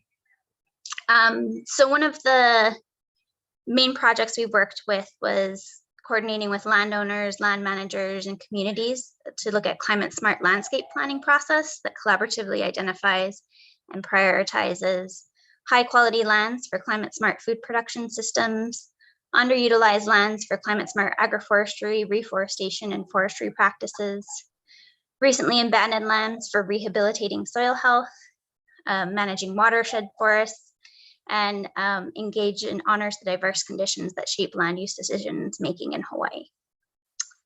Next slide, please.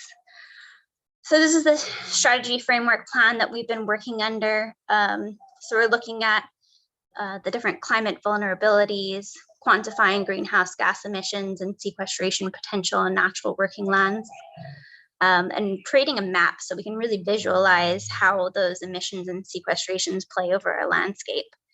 How we're doing that is with community meetings, ground truthing GIS maps, identifying barriers and opportunities, and doing a gap assessment on existing policy programs and incentives. And just, continuing that process over and over again, because, these things change. So what we're creating is this living GIS map decision support tool, and creating incentives, policies, and programs to support climate smart actions in natural working lands, and then tracking that progress. Next slide, please.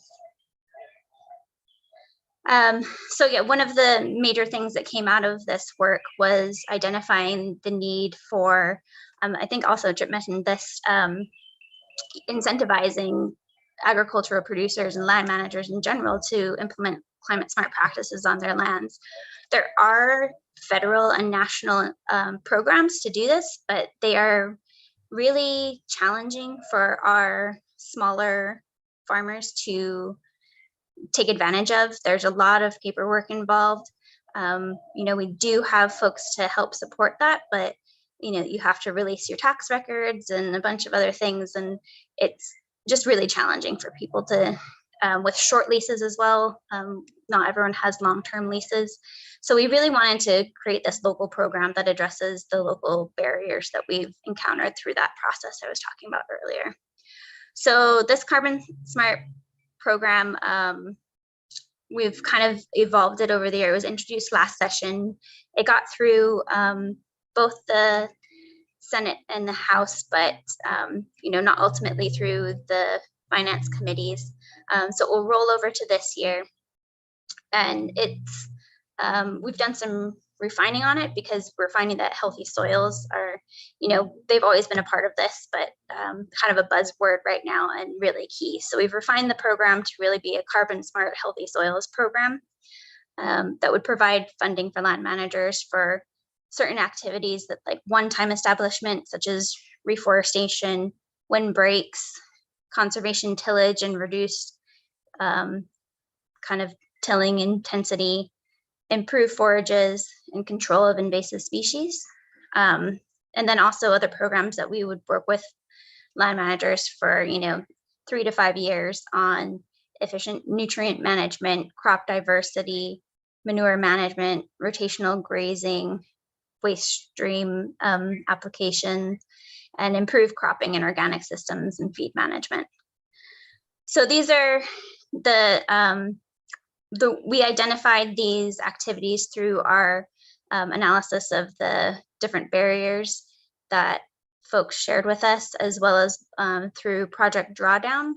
There was analysis for the Greenhouse Gas Sequestration Task Force that looked at, there's a larger project drawdown exercise, which I think it was globally at, kind of low hanging fruit of actions that we could take. And we had the task force hired Conservation International to look at that in a Hawaii context. So we took information from that study, as well as what we learned from folks on the ground and other, Hawaii specific data that we had to look at these are really the kind of priority investments where we could really have the biggest bang for our buck. Next slide. Oh, yeah. So that's all. So those are the different programs we're talking about.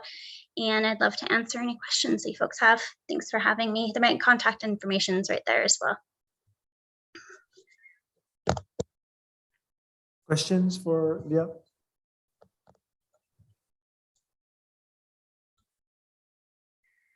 Good. I'm glad it was so comprehensive. Since Chip is still there, I got a quick question for Chip, because let's bring this global situation down to Hawaii. We don't provide that much. Go ahead, Randy, your question first. Yeah, this is for Leah. Leah, so I was looking at your this initiative. You mentioned conservation fences, and you mentioned an effort to plant trees. So we have a project that we are continuing to work on in Kahikinui to remove ungulates and then reforest. And part of the reforestation requires that we close up the fence that's been worked on for several years. So my first question regarding fencing, does DLNR have funding for that if we need it? So right now, all of the funding for fences are for existing forests. That said, something I didn't share with the Trillion Trees Initiative is that the other folks that have been also making pledges are these large multinational corporations such as Microsoft, Bank of America, Hewlett Packard, and others that are actually pledging funds. So in February, there's going to be a platform launch that will help to kind of match the folks that are pledging funds with the folks that are pledging work. And so we're hoping to have more funding for these actions that are going to be more of this afforestation, reforestation actions. So currently, no, but also, working through the watershed partnerships, if that's, identified as a priority, yes. And we are definitely looking at getting more funding, through the administration bills in the future, as well as through these private partnerships for reforestation efforts. So, so it sounds like in our case, the HHL, the corporate funding that's currently being poured into this effort, we would not qualify for a program like that. Yes, I guess, yeah, that's a question. Yeah, I believe so. I mean, DHHL hasn't yet put in a pledge, but I don't think that means that, we wouldn't, direct funding, because as you probably know from working in the area, we also have the Kahikinui Nakula Forest Reserve, Natural Area Reserve, where we're doing reforestation projects there. And I know there's interest in continuing that work onto DHHL land. So I don't see why we wouldn't help to facilitate that. And then the next question is moving beyond DHHL and going into the communities that really want to participate in this kind of initiative. And we really do want to form a partnership with them as well. Do you have any advice for a grassroots effort to participate in these initiatives, and how might they be able to get funding for that kind of effort? Yeah, so I've been really working really closely with our urban forester, Heather McMillan, who helps to or coordinates the Arbor Day tree giveaways and incentives. So she really works more closely with communities and counties as well on, urban forestry and getting more trees into communities. But I would say, applying for funding through Arbor Day to plant more trees and getting more, buy-in to that as well. Heather would have, great resources and contacts, and I can definitely share her information with you. But we are starting a hui of folks to look more at that kind of urban interface with nature-based solutions, because we know that kind of resonates with folks a little bit more. It's not something that we initially were able to look at with this pledge, but it's something that we're definitely looking to in the future, near future. Thank you, Leah. That's all I have. Thank you, Chair, for letting me go. Oh, no, thank you, Randy. My question for Chip was, so thinking locally here in Hawaii, if you had to prioritize, what would the prioritization be in terms of, is it, we need to protect our aquifers or drinking water? We need to increase the supply of recharge. We need to take a look at, you said it earlier, we have to do it all, but if we had to prioritize, what would be the top 3 things that you would suggest we prioritize? Statewide? Yes, just focusing on the state of Hawaii. We have lots of challenges, but you scare me when you say that the food supply, there could be a disruption, and that in the next maybe 60, 70 years, 30% of the world's population is going to have to go someplace. They can't all come here. And if the ships slow down, what do we do today to prepare for that time 30, 40, 50 years from now? I'm thinking about what do I tell my grandkids to do? Well, what do I do to prepare them? So, number 1 is water, right? You can't grow food without it. And you can't make most things. If we're going to do more local manufacturing, you need water for that. Obviously, we need it for drinking. So how do we protect our water resources? Let's really invest in our watersheds, right? Really invest in our watersheds. Let's have the people who know how to do this look at our reservoir system and figure out how we can maximize our reservoir system to make our water resources more resilient. So all that sort of comes under water. That's always got to be first, I think. And then, food. Food is next. I think from what I understand, if you're a farmer, the only way you can make any money is to grow something that you sell out of state, right? Ornamentals or mac nuts or something, the folks that grow food that remains here for us to eat are supplemented, subsidized NGOs, something like that. So how do we make farming an actual career in Hawaii? We got the land. And then I actually think tourism, which for 20 years has been the #1 global economy, I think tourism is a future and very important form of revenue. A different kind of tourism that we currently engage in, not one that where we overdo it, but if we're going to have tourism in the future, we need to be able to refuel jets, and we also are going to need to be able to provide fuel for ships. Like I mentioned, a refinery system that uses atmospheric CO2 and green hydrogen. So green hydrogen comes from a process called electrolysis, which is then the energy for which comes from renewable energy. A refinery system that is internalized, that we control, that is not at the whim of external sources of coal and oil.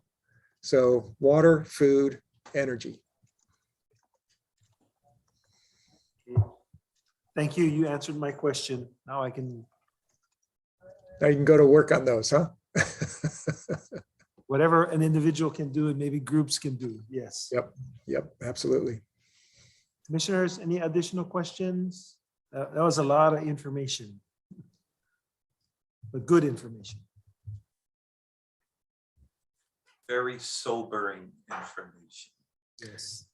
I have to tell you, I wouldn't be anywhere else in the world. There's a concept of lifeboat communities, which are going to be these nodes of human communities which make it through this. And more than that, they actually thrive through this. What would you want for that to be the case? Well, you'd want to be in love with Earth, Malama Aina, Aloha Aina. You'd want to be in love with each other, Aloha. Those are the fundamental characteristics for a community that is going to get through this problem this century and thrive. We've got to fall back in love with land and back in love with each other. On that positive note, I want to thank you. And Leah, thank you. And staff, thank you for Nancy putting this all together. Andrew, Nancy, mahalo for all your hard work. Okay, commissioners, I don't see any other questions. Thank you to our speakers. That brings us to the end of today's agenda. We will recess until 9:30 tomorrow morning. Thank you, All right. everyone. Aloha, Thank you. commissioners. Hello, everyone. Thank you for the presentations. Thank you. Aloha. Good night, everyone. I see you guys tomorrow. Commissioner. See you tomorrow. Okay, ahoy ho. I will. Ahoy ho. Alam mo po, no?